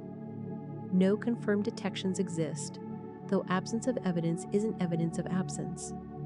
Advanced civilizations might not build Dyson spheres or might be too rare or distant to detect. The concept illustrates how physical law constrains technological development. Civilizations need energy, available most abundantly from stars. Capturing stellar energy efficiently leads naturally to structures surrounding stars. The thermodynamics is inescapable regardless of specific technology. Dyson spheres also raise philosophical questions about civilization trajectories. Would advanced civilizations inevitably expand to harness all available energy? Or might they develop differently, perhaps abandoning physical form or limiting growth? The Fermi paradox deepens. If galaxy-spanning civilizations exist, why don't we see obvious megastructures? Perhaps intelligence is rare, or civilizations destroy themselves, or our assumptions about their development are wrong. Dyson spheres exemplify how physics constrains speculation about advanced technology. Renormalization scale dependence. Physical quantities in quantum field theory depend on the energy scale at which they're measured through running coupling constants and anomalous dimensions. This scale dependence reflects how effective descriptions change across energy ranges. The electromagnetic coupling constant measured at low energies is about 1,137. At the Z boson mass around 91 GeV, it's about 1,128, roughly 7% larger. This running arises from vacuum polarization screening charges differently at different scales. Renormalization group equations describe how couplings evolve with scale. Starting from measured values at one scale, equations predict values at others. This running is experimentally verified and essential for precision calculations. The strong coupling runs more dramatically, decreasing from about 1 at nuclear scales to about 0.1 at 100 GeV. This running enables perturbative calculations at high energies while explaining confinement at low energies. The scale where calculations are performed is arbitrary, but physical predictions must be independent of this choice. This renormalization group invariance constrains theories. Coupling running must be balanced by scale. Dependent wave function renormalization to keep observable quantities scale independent. Anomalous dimensions describe how operators' scaling behavior differs from naive dimensional analysis. These quantum corrections modify how operators evolve with scale. Large, anomalous dimensions indicate strong quantum effects.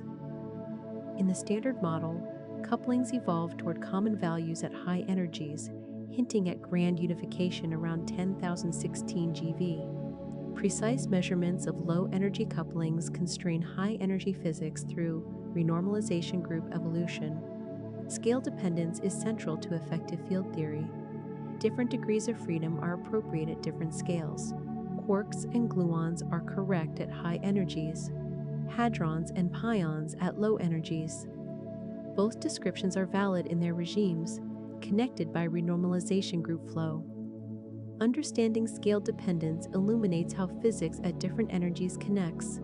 It provides a framework for relating observations to fundamental theory and for understanding how microscopic laws generate macroscopic phenomena through emergence across scales. Poincaré recurrence theorem. In finite isolated systems, almost any initial state will eventually return arbitrarily close to itself after sufficient time. This theorem reconciles time-reversible microscopic physics with irreversible thermodynamic behavior through enormous recurrence times. The theorem follows from phase space conservation in Hamiltonian systems. Trajectories through phase space cannot cross, and in finite volume must eventually return near starting points. For macroscopic systems, recurrence times are unimaginably long, far exceeding the universe's age. A gas in a box would recur after roughly 10^806 seconds for room-sized volumes. This makes recurrence physically irrelevant despite being guaranteed mathematically. The theorem creates apparent paradoxes. Thermodynamics says entropy increases irreversibly toward equilibrium, but Poincaré recurrence says systems eventually return to low entropy states. The resolution is statistical. Entropy increases aren't absolute laws, but overwhelmingly probable behaviors. Fluctuations occur, but large fluctuations are exponentially rare and brief. The second law holds for practical purposes, even though violations are theoretically possible. Boltzmann's H theorem, proving entropy increase, doesn't contradict recurrence because it assumes molecular chaos, an approximation valid for short times but not over recurrence timescales. The apparent paradox dissolves when timescales are considered. Thermodynamic evolution occurs over seconds to years. Recurrences require times dwarfing cosmological scales. In quantum mechanics, recurrence still applies to isolated systems evolving unitarily.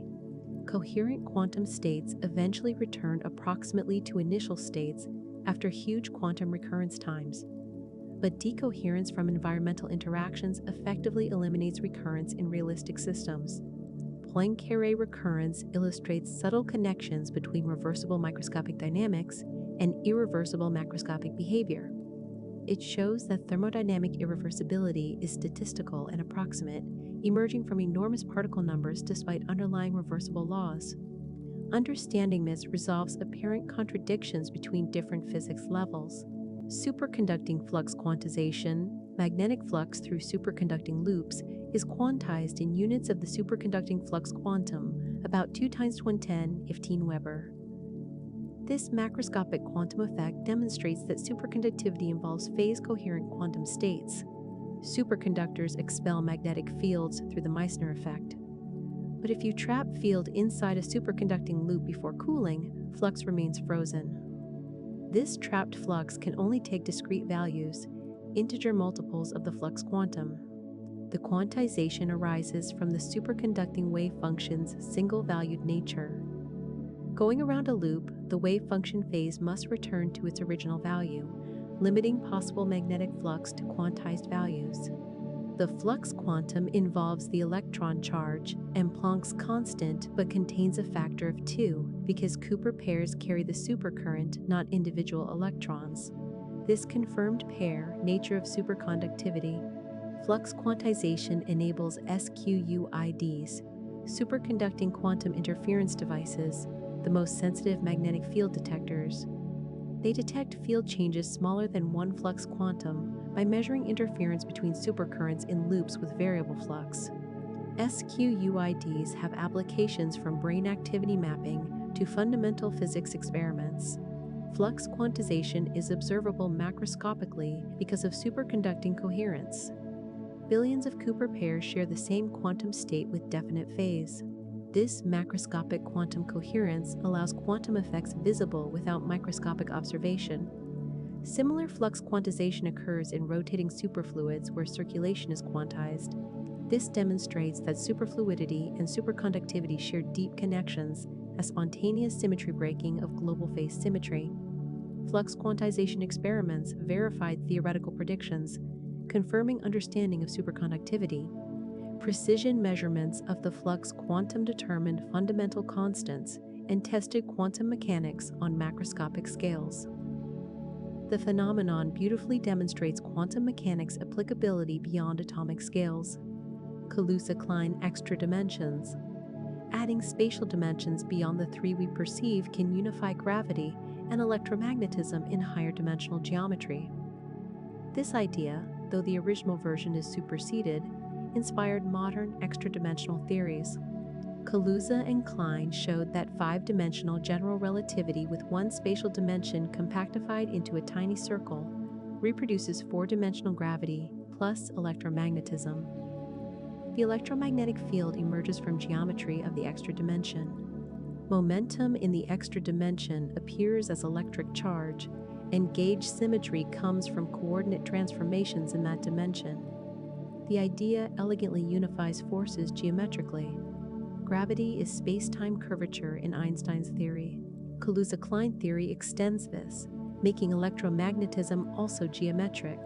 The vision of unifying all forces as geometry in higher dimensions inspired later developments. Modern versions include multiple extra dimensions, possibly all compactified on small manifolds.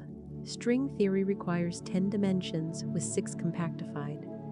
The compactification geometry determines four-dimensional particle physics, including particle masses and coupling strengths.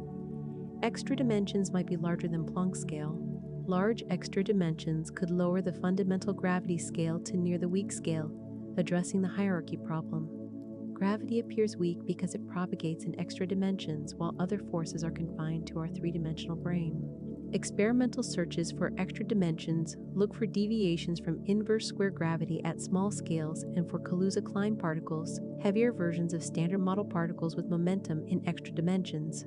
No evidence has emerged constraining extra dimension sizes. Kaluza-Klein theory demonstrated that unification through geometry is possible. While the simple version doesn't work, the idea influences modern unified theories. Extra dimensions remain viable proposals for physics beyond the standard model, potentially tested in coming years through improved gravitational experiments and collider searches. Thermalization quantum systems. Isolated quantum systems evolving unitarily eventually appear thermal to local observers through eigenstate thermalization, despite never reaching true equilibrium. This explains how thermodynamics emerges from quantum mechanics.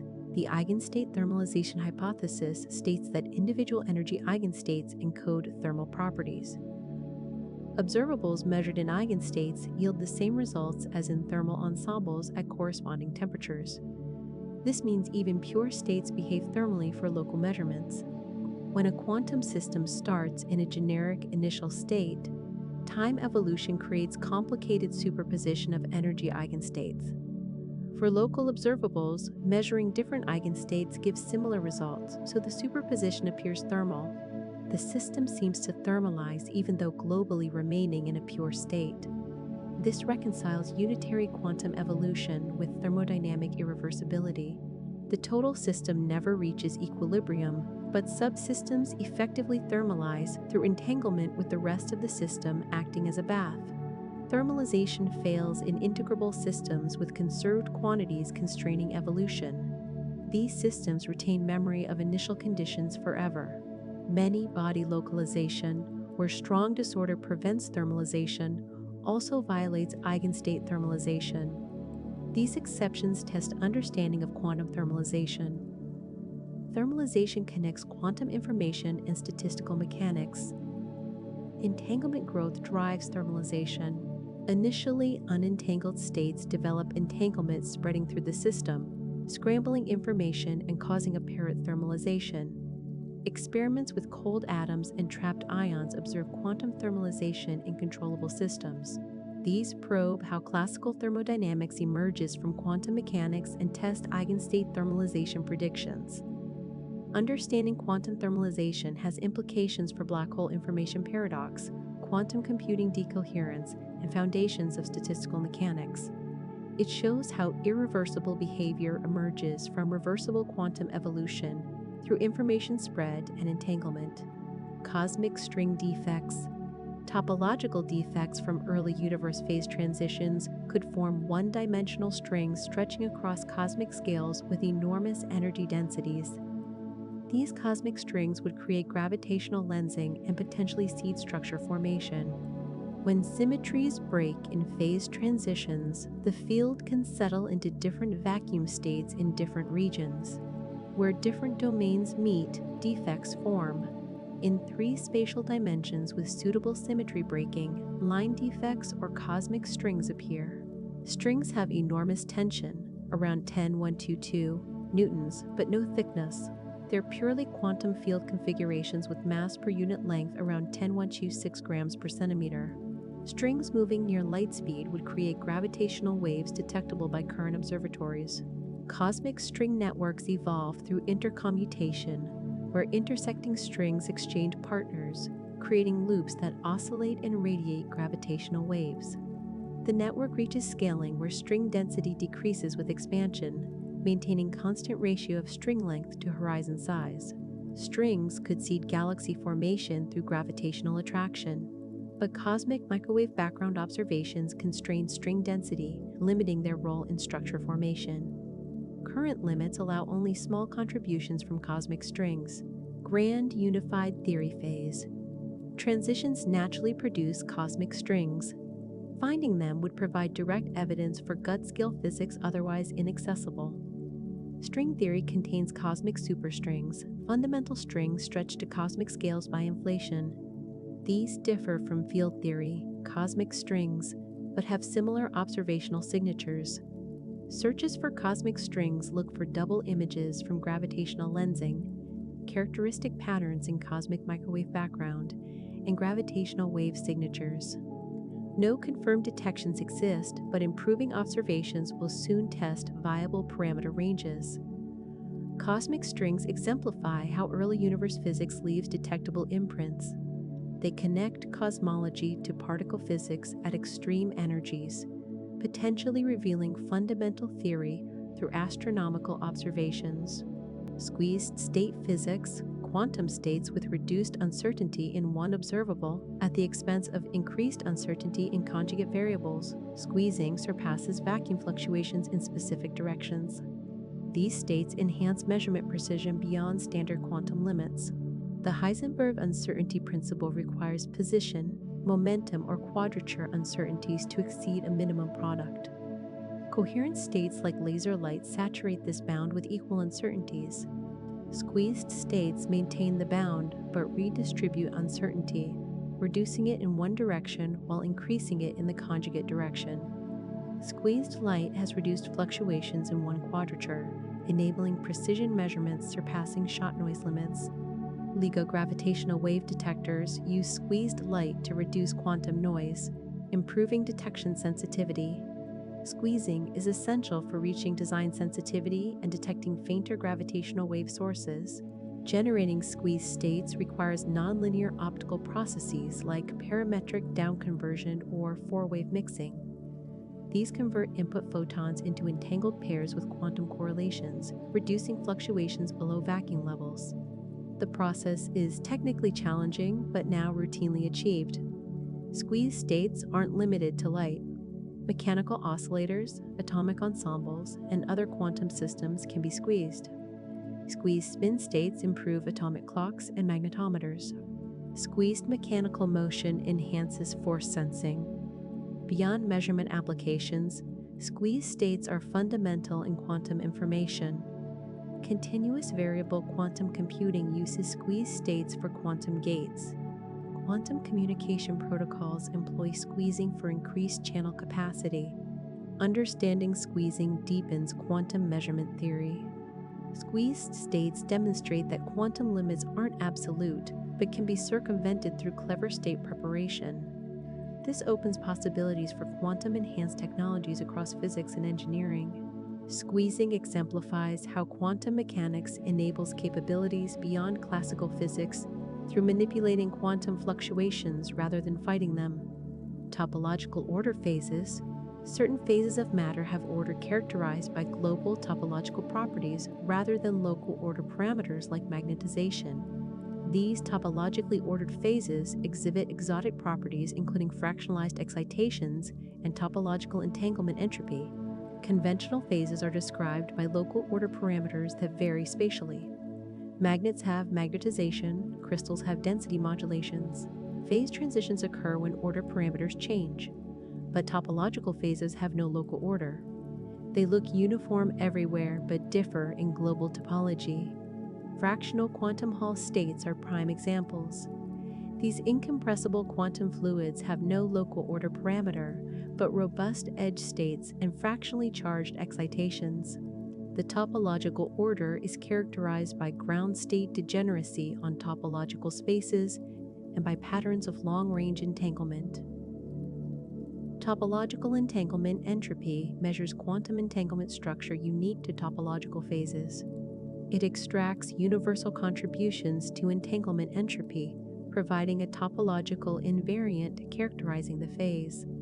Different topological orders have distinct topological entanglement.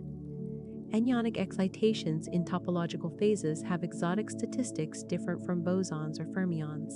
Braiding anyons around each other doesn't just accumulate phases, but can change quantum states. This non-abelian statistics enables topological quantum computing, where information is protected by global topology. Topological order is stable against local perturbations. Small changes can't destroy it without closing the energy gap, providing robustness against decoherence. This makes topological phases attractive for quantum information storage and processing. Classifying topological phases is major research direction. Mathematical tools from algebraic topology and category theory classify possible topological orders.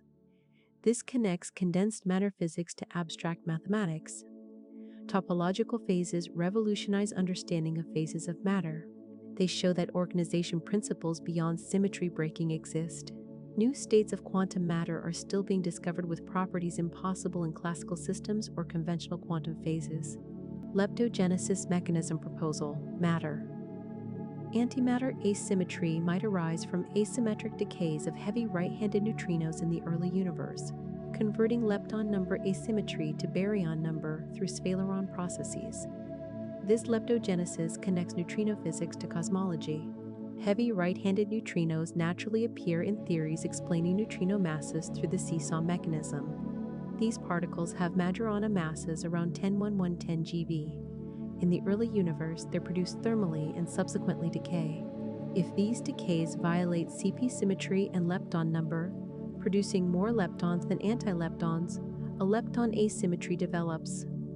This asymmetry is partially converted to baryon asymmetry by electroweak sphaleron processes that violate baryon and lepton number but conserve their difference. Leptogenesis elegantly satisfies Sakharov conditions. CP violation comes from complex couplings in neutrino sector.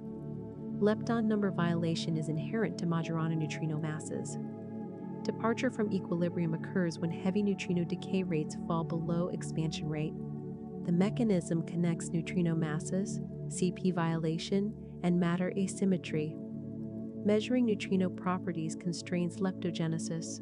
The neutrino mixing matrix and CP violating phases relevant for leptogenesis might be accessible through neutrino oscillation experiments, though the connection is model dependent. Leptogenesis predicts right-handed neutrino masses in a range potentially testable through cosmological observations or collider experiments.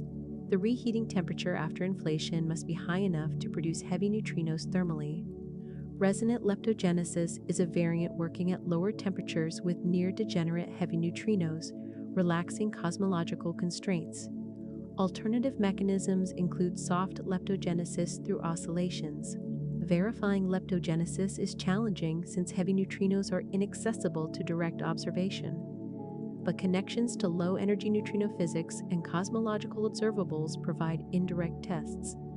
Understanding whether leptogenesis explains matter, antimatter asymmetry would illuminate connections between neutrino physics, cosmology, and particle physics beyond the standard model. Quantum approximate optimization. Quantum algorithms like the quantum approximate optimization algorithm use quantum superposition and entanglement to find approximate solutions to hard combinatorial optimization problems faster than classical methods. This represents a potential application for near-term quantum computers. Many important problems are NP-hard, a apparently requiring time exponential in problem size. Examples include graph coloring, satisfiability, and traveling salesman problems. Quantum optimization algorithms exploit quantum parallelism to explore many solutions simultaneously. The quantum approximate optimization algorithm encodes problem solutions in quantum states. It applies layers of quantum gates parameterized by angles. Measuring the final state gives a candidate solution. By repeating with optimized parameters, the algorithm finds good solutions with high probability. The algorithm's performance depends on circuit depth. Deeper circuits can solve larger problems but are more susceptible to errors. Current quantum computers have limited depth due to decoherence. Understanding optimal depth accuracy trade-offs is active research. Quantum optimization might provide quantum advantage on practical problems before full-scale fault-tolerant quantum computers exist. Even approximate solutions can be valuable, and quantum algorithms might find better approximations than classical methods. Applications include drug design, financial optimization, machine learning, and logistics.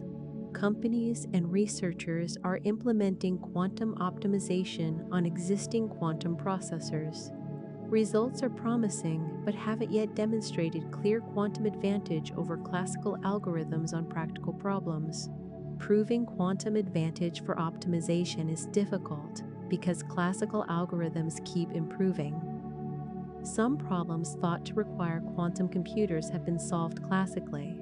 The quest continues to identify problems where quantum advantage is provable and practically significant.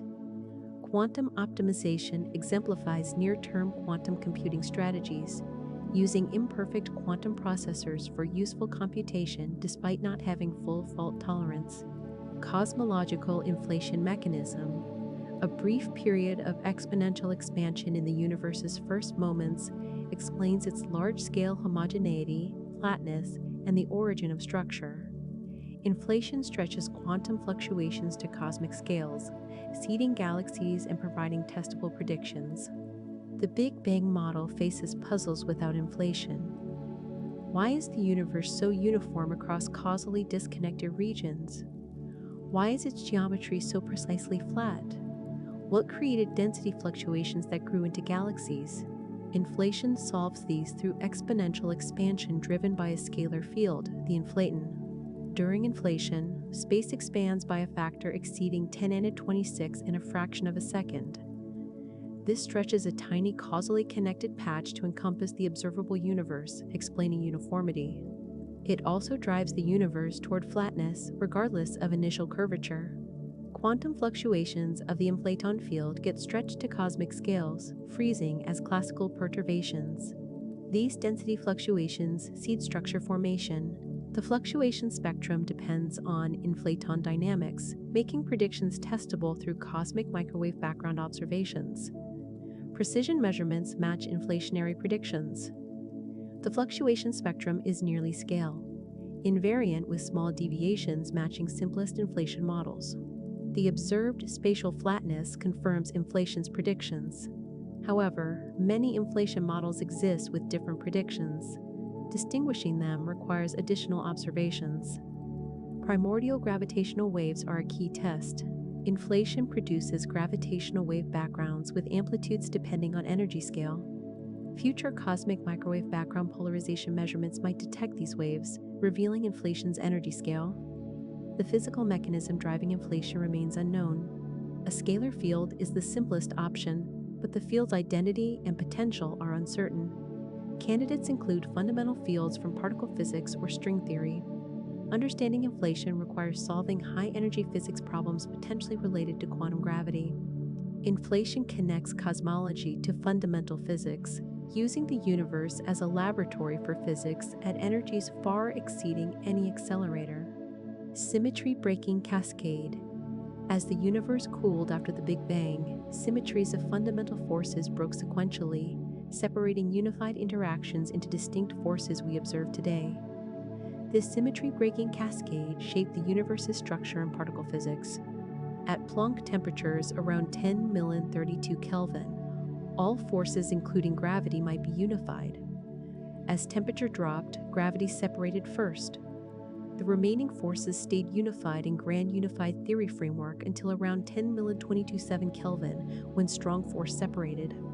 At 10 Kelvin, the electroweak phase transition separated electromagnetic and weak forces through the Higgs mechanism.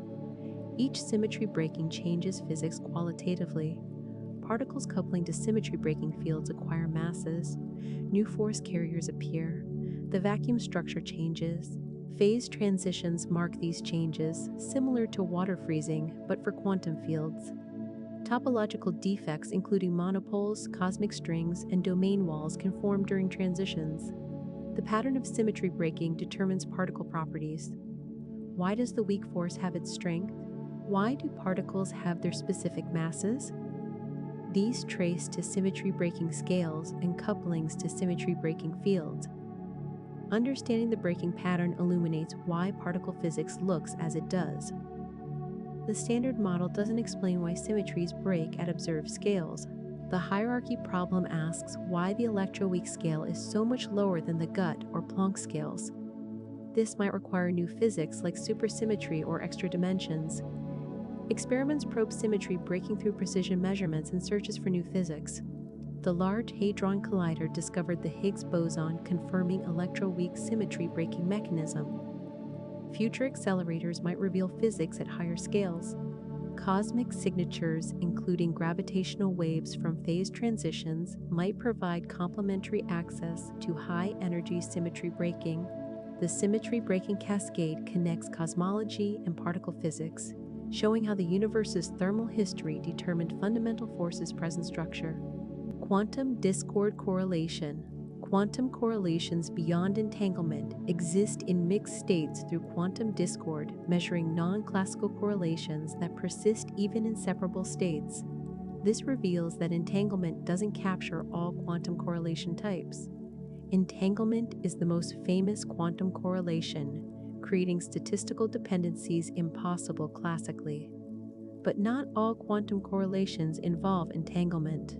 Quantum discord quantifies correlations that don't require entanglement, measuring information gained from joint measurements versus local measurements. Discord is non-zero for most quantum states, even separable ones with zero entanglement. It captures quantumness of correlations through measurement disturbance. Measuring one subsystem changes the other's state differently than classically, revealing quantum correlations.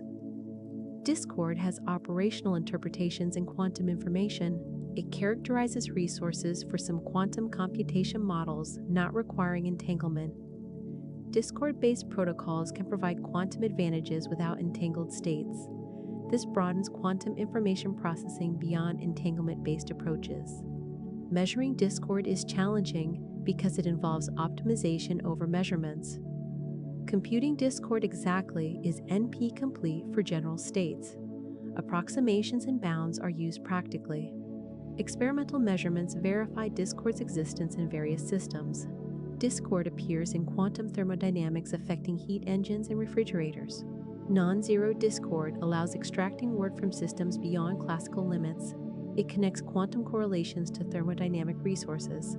Biological systems might exploit discord. Photosynthesis and bird navigation potentially use quantum correlations without sustained entanglement. Discord could survive decoherence longer than entanglement, making it more viable for warm biological environments. Understanding quantum correlations beyond entanglement deepens quantum mechanics foundations. It shows that separating quantum from classical is subtler than entanglement tests suggest. Discord represents genuinely quantum correlations surviving in mixed states where entanglement disappears. Many-body localization phenomenon, strongly disordered interacting quantum systems can fail to thermalize, retaining memory of initial conditions indefinitely despite interactions that should cause equilibration. This many-body localization represents a fundamental breakdown of statistical mechanics. In classical systems and most quantum systems, interactions cause thermalization. Energy redistributes among degrees of freedom, the system forgets initial conditions, and thermal equilibrium emerges. Eigenstate thermalization describes this for quantum systems. Many-body localization defies this picture. Strong disorder creates localized eigenstates that don't encode thermal properties. Even with interactions, the system doesn't thermalize. It violates eigenstate thermalization, maintaining local memory of initial states forever. Localized phases have logarithmic entanglement growth instead of linear growth in thermalizing systems. This slow entanglement spread prevents information scrambling necessary for thermalization. The system fragments into quasi-independent local regions that never equilibrate. Many-body localization represents a phase of matter, not just absence of thermalization. There's a phase transition between thermalizing and many-body localized phases as disorder strength varies. The transition is accompanied by critical behavior and might have universal properties. Experiments with cold atoms in optical lattices observe many-body localization. Systems prepared in specific initial states retain those patterns indefinitely instead of equilibrating. This confirms theoretical predictions and opens experimental investigations of the localized phase. Many-body localization has implications for quantum information. Localized systems naturally protect quantum information from thermalization. They might enable robust quantum memories without active error correction. Understanding localization is crucial for quantum computing. Many-body localization challenges foundations of statistical mechanics. It shows not all closed systems thermalize. This questions when and why thermodynamics emerges from quantum mechanics. It suggests multiple ergodicity, breaking mechanisms in quantum systems beyond traditional symmetry-based explanations. Efimov state trimers. Three particles with short-range interactions can form infinite series of bound states even when pairs cannot bind. These Efimov states have geometric scaling with sizes increasing by factors of 22.7, creating self-similar tower of trimers. Vitaly Efimov predicted this counterintuitive effect where three-body problem exhibits radically different physics than two-body. When two-body interactions barely fail to support bound dimers, three particles can bind through geometric arrangement where each pair's attraction combines to confine all three. The bound states have discrete scale invariance. Each state is geometrically similar to others, just rescaled. The binding energies form geometric progression with universal ratio around 5/1/5. This scaling is independent of interaction details, depending only on scattering length approaching infinity. Efimov states were experimentally observed in ultra-cold atomic gases. Tuning interactions via Feshbach resonances allows exploring regions where Efimov physics emerges. Experiments measure binding energies in lifetimes, confirming theoretical predictions including the universal scaling ratio. The phenomenon has applications beyond atomic physics. Nuclear physics might exhibit Efimov states in systems like tritons or helium trimers. Chemical reactions involving three-body recombination show signatures of Efimov physics. The universality suggests similar physics across different systems. Efimov states connect to renormalization group ideas. The discrete scale invariance is analogous to limit cycle behavior in renormalization group flows. Understanding this connection illuminates how few-body quantum mechanics relates to quantum field theory concepts. Higher body generalizations exist. Four particles can form tetramers with similar scaling, though richer structure. Understanding few-body physics in this universal regime provides insights into quantum mechanics beyond perturbation theory, revealing how seemingly simple systems exhibit complex emergent phenomena. Landau-level quantization. Charged particles in strong magnetic fields have quantized energies forming Landau levels, with cyclotron motion quantized analogously to harmonic oscillator. This underlies quantum Hall effects and creates degenerate flat bands crucial for exotic phases. In classical physics, charged particles spiral in magnetic fields with continuous energies. Quantum mechanically, the motion perpendicular to field is quantized. Only discrete energies are allowed, separated by cyclotron energy proportional to magnetic field strength. Each Landau level has huge degeneracy. Many states share the same energy, equal to the number of flux quanta threading the system. This degeneracy is broken by interactions and disorder, leading to rich physics. At high magnetic fields, only the lowest Landau level is occupied. Electrons are frozen in cyclotron motion with zero kinetic energy. All physics comes from interactions between electrons trapped in this flat band.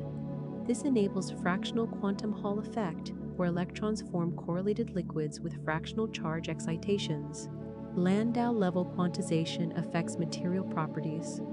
Quantum oscillations in resistivity and magnetization as field varies arise from Landau levels crossing the Fermi energy. These oscillations reveal Fermi surface topology and effective masses. In graphene and other materials with relativistic dispersion, Landau levels have unusual square root spacing instead of linear. This reflects the relativistic nature of quasiparticles. Experimental signatures distinguish conventional from relativistic systems. Landau quantization provides a tool for studying quantum materials. Applying magnetic fields reveals band structure and interaction effects. Tuning field allows exploring different filling factors and interaction regimes in quantum Hall systems. Engineering artificial gauge fields in cold atoms or photonics creates Landau-level analogs without real magnetic fields. This extends Landau physics to new systems and enables studying gauge field effects in controlled environments. Landau quantization exemplifies how external fields radically alter quantum system properties. Deconfined quantum criticality. Certain quantum phase transitions directly connect ordered phases with different broken symmetries without passing through intermediate phase, violating Landau paradigm of phase transitions. This deconfined criticality features emergent gauge fields and fractionalized excitations. Landau theory says transitions between symmetry-broken phases must pass through high symmetry phase or be first order. You cannot smoothly interpolate between, say, ferromagnet and valence bond solid without intermediate phase. Deconfined quantum criticality violates this. Transitions occur directly between phases with different broken symmetries. The critical point has emergent gauge structure and fractionalized spinons, excitations carrying spin 1122. These spinons are deconfined at criticality, behaving as independent particles despite being composites of underlying electrons. The phenomenon requires fine-tuning in simple models, but might be generic in some parameter ranges. Numerical simulations find evidence for deconfined criticality in frustrated magnets, though interpreting results is challenging. Experimental realizations might exist in quantum magnets near transitions between different magnetic orders. Deconfined criticality connects condensed matter to particle physics. The emergent gauge fields resemble those in quantum chromodynamics. Deconfinement transitions are analogous to quark-gluon plasma formation. Concepts from high-energy physics apply to tabletop systems. The phenomenon challenges standard phase transition understanding. It shows that symmetry isn't the only organizing principle.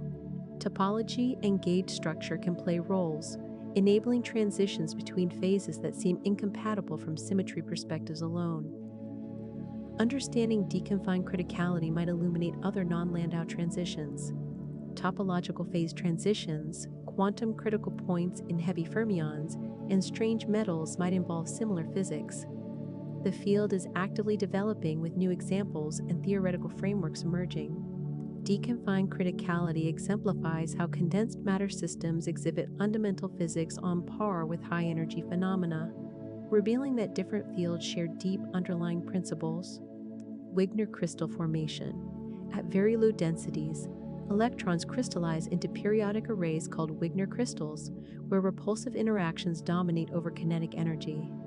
This exotic phase demonstrates how interactions fundamentally alter electronic behavior.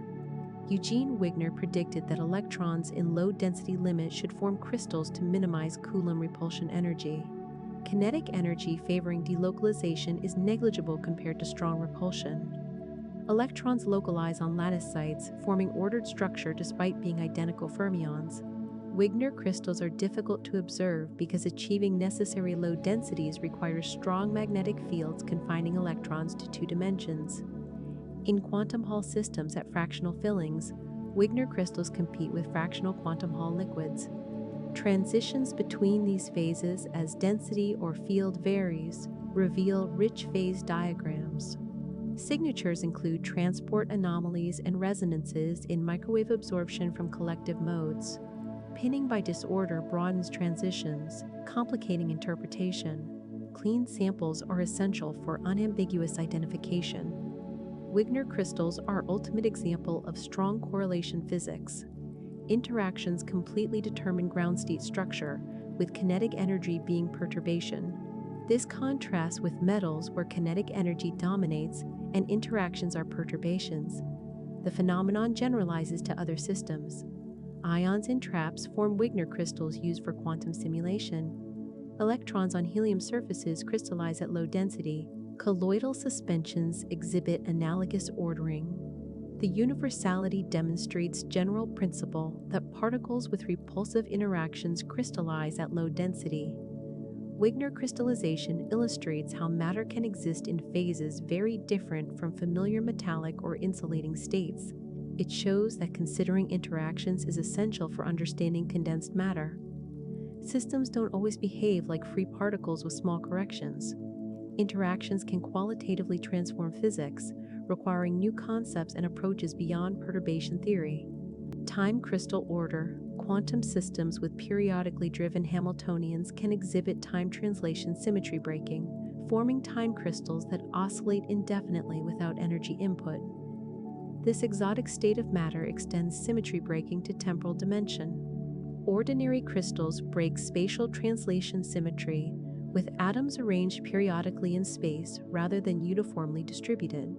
Time crystals analogously break time translation symmetry, exhibiting periodic oscillations in time at frequencies different from driving frequency.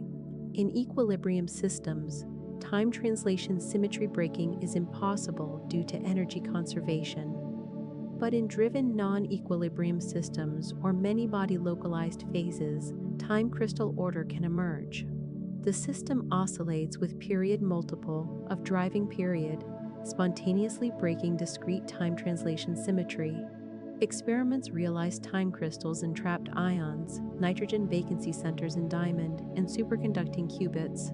Systems show persistent subharmonic oscillations lasting thousands of periods, demonstrating genuine time crystal order rather than transient behavior. Time crystals require many-body localization to avoid heating from continuous driving. Localization prevents energy absorption that would heat the system to infinite temperature. The stable oscillations rely on localized phase protecting against thermalization. Discrete time crystals are most robust. Continuous time crystals in autonomous systems are more controversial, potentially unstable to perturbations. The field is developing, clarifying which versions are stable and what conditions enable them. Time crystals represent new phase of matter, expanding the concept of phases beyond equilibrium and static order parameters. They show that periodically driven systems support rich phase structures including symmetry, broken phases with no equilibrium analogs. Understanding time crystals connects to quantum information and many-body physics. Time crystal dynamics might be useful for quantum metrology or quantum memories. They exemplify how driven quantum systems exhibit phenomena impossible in equilibrium, opening new directions in condensed matter and quantum technology. Anyonic exchange statistics. In 2 dimensions, quantum particles can have fractional statistics interpolating between bosonic and fermionic behavior. These anyons exhibit exotic exchange properties crucial for topological quantum computing. In 3 dimensions, particles are bosons with symmetric wave functions or fermions with antisymmetric wave functions. Swapping identical particles multiplies wave functions by plus or minus 1. But topology allows more possibilities in 2 dimensions. Particle exchange trajectories can wind around each other, and wave function phase depends on winding. This allows arbitrary angles, giving anyonic statistics. Abelian anyons accumulate phase TGth when exchanged. Repeated exchanges give multiple of Thth, but system returns to same state. Fractional quantum Hall quasi-particles are abelian anyons with fractional statistics determined by filling fraction. Non-abelian anyons are more exotic. Exchanging them rotates quantum states in degenerate subspace rather than just accumulating phase. The final state depends on exchange sequence. This path-dependent transformation enables topological quantum computation. Information encoded in any one positions is processed by braiding them. braiding implements quantum gates with computation protected by topology. Errors from local perturbations don't affect braiding outcomes. This topological protection makes the computation fault tolerant. Proposed platforms include certain fractional quantum Hall states, topological superconductors, and engineered systems. Detecting anyons requires interference experiments demonstrating fractional statistics or fusion rules inconsistent with bosons and fermions. Recent experiments provide evidence for Majorana zero modes exhibiting non-abelian statistics. Anyonic statistics fundamentally differs from bosonic or fermionic. It arises from topology, specifically the fundamental group of configuration spaces. This connects condensed matter to topology and quantum computation, showing how exotic statistics enable robust quantum information processing. Quantum measurement problem.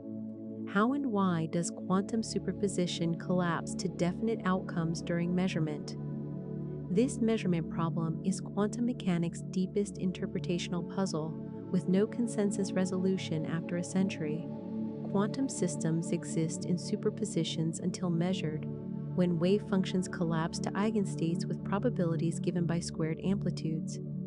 The Born rule prescribes probabilities but doesn't explain why measurements cause collapse or why specific outcomes occur. The Copenhagen interpretation treats measurement collapse as fundamental, separating quantum systems from classical measuring apparatus. This works pragmatically, but raises questions about the quantum classical boundary and why macroscopic objects don't exhibit superpositions. Many worlds' interpretation avoids collapse by asserting that all outcomes occur in different branches of universal wave function. Measurements cause decoherence separating branches, but no collapse happens. This preserves unitary evolution, but introduces the measure problem and questions about probability interpretation. Spontaneous collapse theories like GRU modify quantum mechanics, adding stochastic collapse processes that happen rarely for individual particles, but almost instantly for macroscopic objects. This explains quantum classical transition, but introduces new dynamics and parameters that must be tested.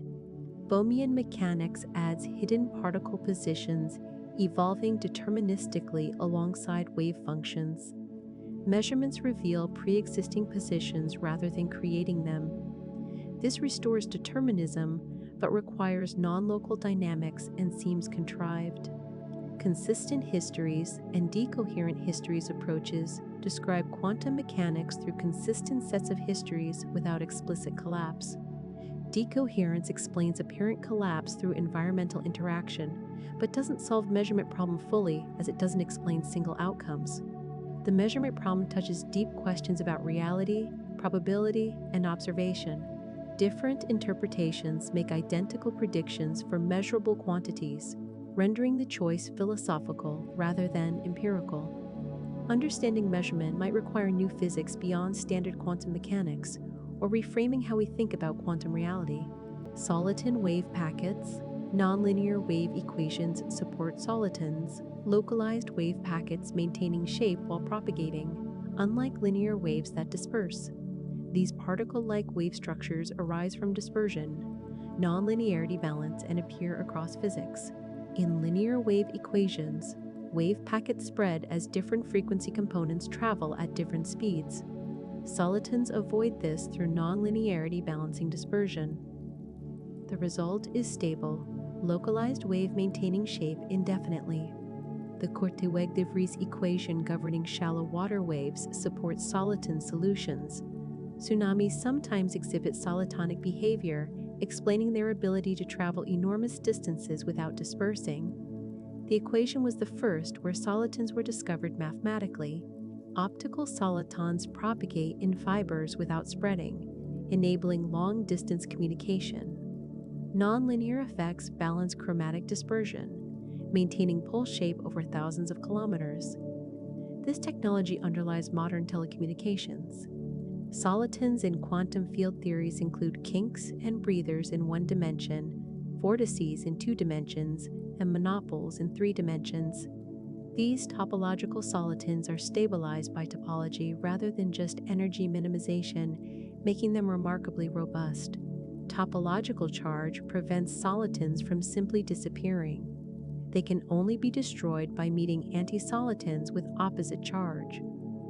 This topological protection gives soliton properties beyond ordinary particles. Integrability often accompanies soliton solutions. Many soliton equations have infinite conserved quantities, allowing exact solutions. The mathematical structure involves inverse scattering, transform, and lax pairs. Understanding integrability has connected physics to algebraic geometry and representation theory. Solitons demonstrate how nonlinearity enables structure and stability impossible in linear physics. They appear in diverse contexts from water waves to particle physics, showing universal mathematical principles governing nonlinear phenomena. The particle-like properties arising from wave equations blur distinctions between waves and particles at a fundamental level. CP violation asymmetry, the combined symmetry of charge conjugation and parity, is violated in weak interactions, creating subtle differences between matter and antimatter behavior. This CP violation is essential for explaining cosmic matter, antimatter asymmetry. CP symmetry transforms particles to antiparticles while mirroring space. If conserved, matter and antimatter behave identically under appropriate transformation. But weak interactions violate CP through complex phases in quark mixing matrix. The discovery came from kaon decays showing asymmetries between particle and antiparticle modes. Neutral kaons oscillate between particle and antiparticle states, and decay rates reveal CP violation through interference between mixing and decay. The effect is tiny, about a part in 1,000, but unambiguous. B meson systems show larger CP violation effects. Precision measurements at B factories revealed significant asymmetries, confirming standard model predictions with complex KM matrix phases. These results earned Nobel Prizes and established CP violation as understood phenomenon. CP violation is necessary for baryogenesis. Without it, matter and antimatter would be produced equally in the early universe, annihilating to leave no material content. The chem phase allows asymmetric processes generating matter excess. However, standard model CP violation is too small to explain observed asymmetry. Additional sources must exist beyond known physics. These might involve neutrino sector through leptogenesis or exotic physics at high energies. Testing CP violation in neutrino oscillations is ongoing priority.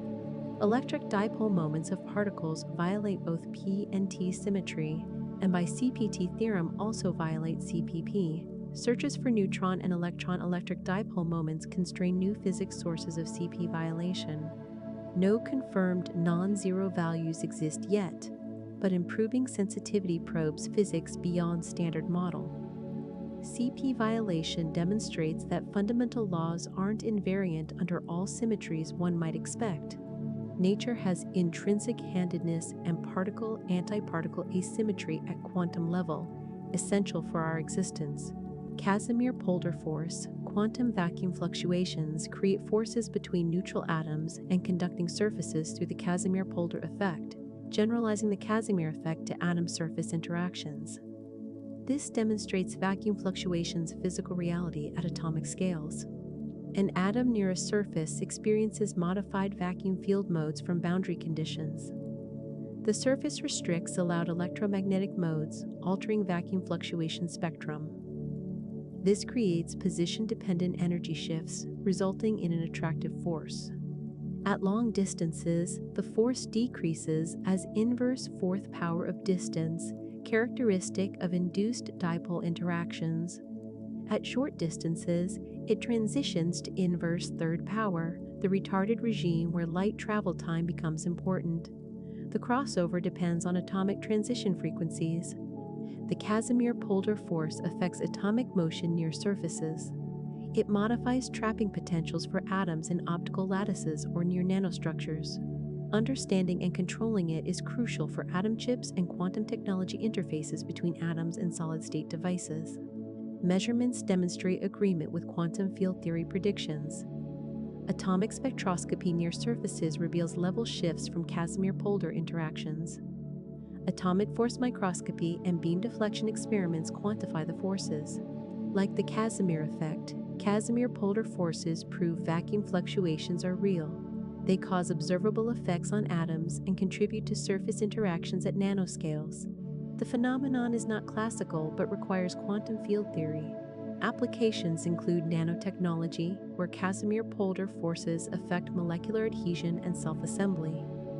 They contribute to van der Waals interactions between molecules and surfaces, relevant for surface chemistry and biology. Understanding quantum vacuum forces illuminates subtle connections between quantum field theory and condensed matter. It shows that fundamental physics manifests in everyday phenomena like adhesion, and that quantum effects persist in macroscopic contexts through collective behavior of microscopic fluctuations. Superfluid helium properties: liquid helium-4 below 2.17 Kelvin becomes superfluid, flowing without viscosity and exhibiting quantum behavior on macroscopic scales. This phase transition to superfluid state reveals Bose-Einstein condensation in interacting systems. Superfluid helium flows through tiny capillaries without resistance and climbs walls as thin films defying gravity. It has two fluid behavior described as mixture of normal and superfluid components with temperature-dependent ratios. The superfluid component carries no entropy and has zero viscosity. Superfluidity arises from Bose-Einstein condensation of helium-4 atoms.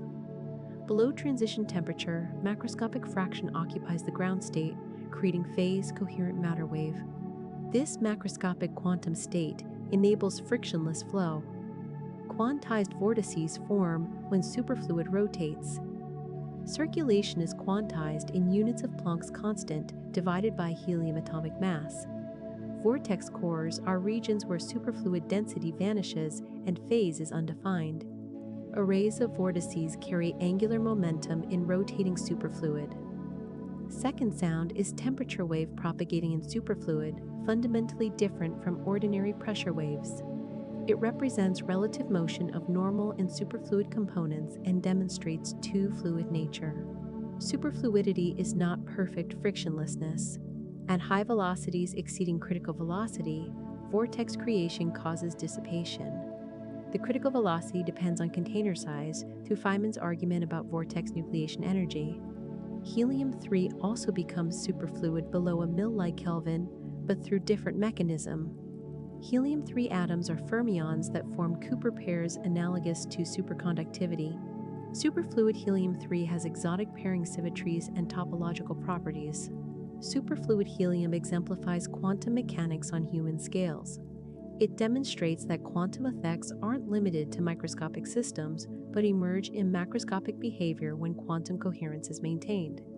Understanding superfluidity illuminated quantum phase transitions, spontaneous symmetry breaking, and connections between quantum mechanics and thermodynamics.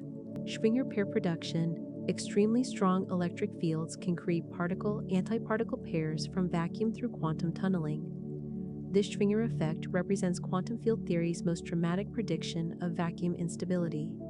In quantum field theory, the vacuum isn't truly empty, but contains virtual particle-antiparticle pairs constantly appearing and disappearing. Strong electric fields can separate virtual pairs before they recombine, promoting them to real particles. The electron-positron pair production rate is exponentially suppressed by a factor involving the critical field strength of about 10^18 volts per meter, where the potential over a Compton wavelength equals the electron rest mass. Such fields are far beyond current technology, but might occur in extreme astrophysical environments or focused laser pulses. The Schwinger effect is non-perturbative, not described by Feynman diagrams summing perturbative corrections. It requires exponentially strong coupling, manifesting through instantons in imaginary time, or through exact solutions of the Dirac equation in strong fields. Proposed experimental approaches use multiple focused laser beams to achieve effective fields approaching critical strength. While individual lasers are insufficient, combining many might reach threshold. Some experiments might have seen hints, but unambiguous observation remains elusive. The effect demonstrates vacuum instability under extreme conditions. Even empty space has structure that can be disrupted by sufficiently strong fields. This connects to vacuum structure questions in quantum field theory and cosmology. Schwinger pair production is the quantum field theory analog of Hawking radiation from black holes. Both involve particle creation through field energy in extreme conditions. Understanding one illuminates the other through mathematical parallels. The phenomenon illustrates quantum field theory's rich predictions extending far beyond particle physics colliders. Extreme fields create new physics even in vacuum, revealing that emptiness is a dynamic state subject to quantum fluctuations and instabilities. Symmetry-protected topological phases, quantum phases protected by symmetry rather than energy gap, have edge states that cannot be removed without breaking symmetry or closing gap. These SPT phases extend topological classification beyond intrinsic topological order. Traditional topological insulators are examples. Their surface states are protected by time reversal symmetry. Breaking this symmetry allows opening gaps that remove surface conduction. But with symmetry maintained, surface states are robust against disorder. The classification depends on symmetry group and spatial dimension. Different symmetries protect different SPT phases. The periodic table of topological insulators and superconductors organizes these based on time reversal, particle hole, and chiral symmetries. Many body SPT phases extend this to interacting systems. These cannot be described by band theory, but require many body wave functions. Haldane phase of spin-1 chains is a classic example, protected by symmetries to have edge states that cannot exist in spin-1,1T2 chains. SPT phases have no intrinsic topological order or anyonic excitations. Their topological nature is extrinsic, existing only with symmetry protection. Removing symmetry allows adiabatic connection to trivial phases. This contrasts with topological order, which is intrinsic and robust. Classification uses group cohomology and related mathematical tools. Different symmetry groups and dimensions have different SPT classifications. Some dimensions have no SPT phases, others have infinite families. The structure is rich and connects to abstract mathematics.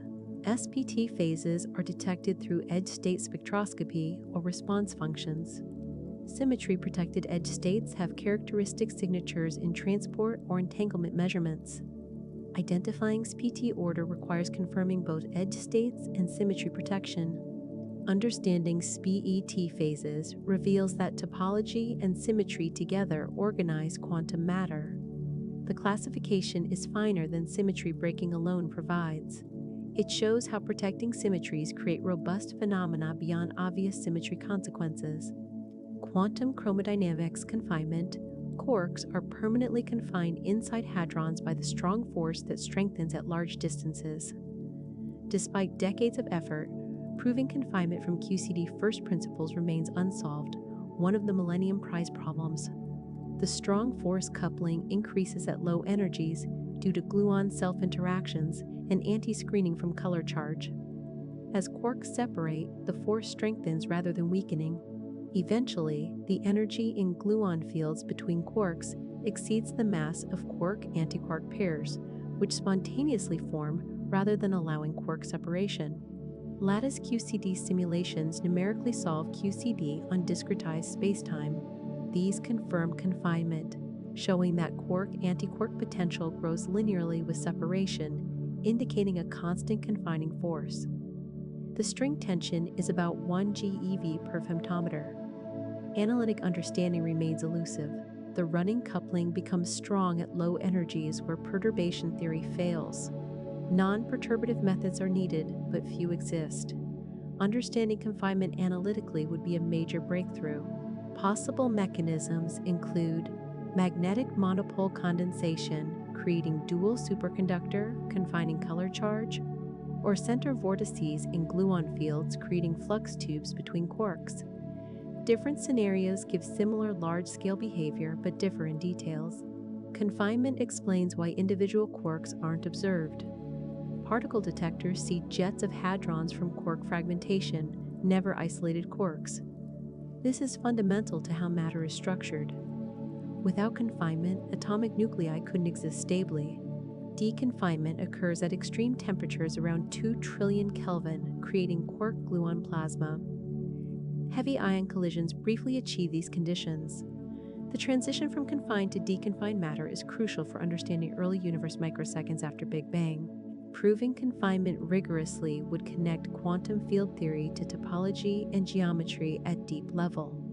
It would explain how force structure at high energies leads to particle spectrum at low energies, bridging fundamental and emergent physics. Phonon heat capacity. At low temperatures, heat capacity of insulators follows the Debye-T-cubed law rather than classical constant value. This demonstrates quantization of lattice vibrations and was crucial for developing quantum theory. Classical physics predicts constant heat capacity from equipartition theorem. Each vibrational mode contributes the same regardless of temperature. But measurements showed heat capacity approaches zero as temperature drops, inconsistent with classical expectations. Einstein proposed that lattice vibrations are quantized with energies proportional to frequency. At low temperatures, high-frequency modes aren't thermally excited, contributing nothing to heat capacity. This explained observed temperature dependence. Debye refined this by considering continuous distribution of phonon frequencies up to cutoff. Low-frequency acoustic phonons dominate at low temperature, giving cubic temperature dependence. The Debye temperature characterizes material stiffness and phonon spectrum. Agreement between theory and experiment was early quantum theory triumph. It demonstrated that quantization applies to collective excitations, not just atomic electrons. Phonons as quanta of mechanical waves were a new concept. Heat capacity measurements remain important for characterizing materials. The low temperature behavior reveals phonon density of states. Deviations from Debye theory indicate unusual phonon structure or electronic contributions.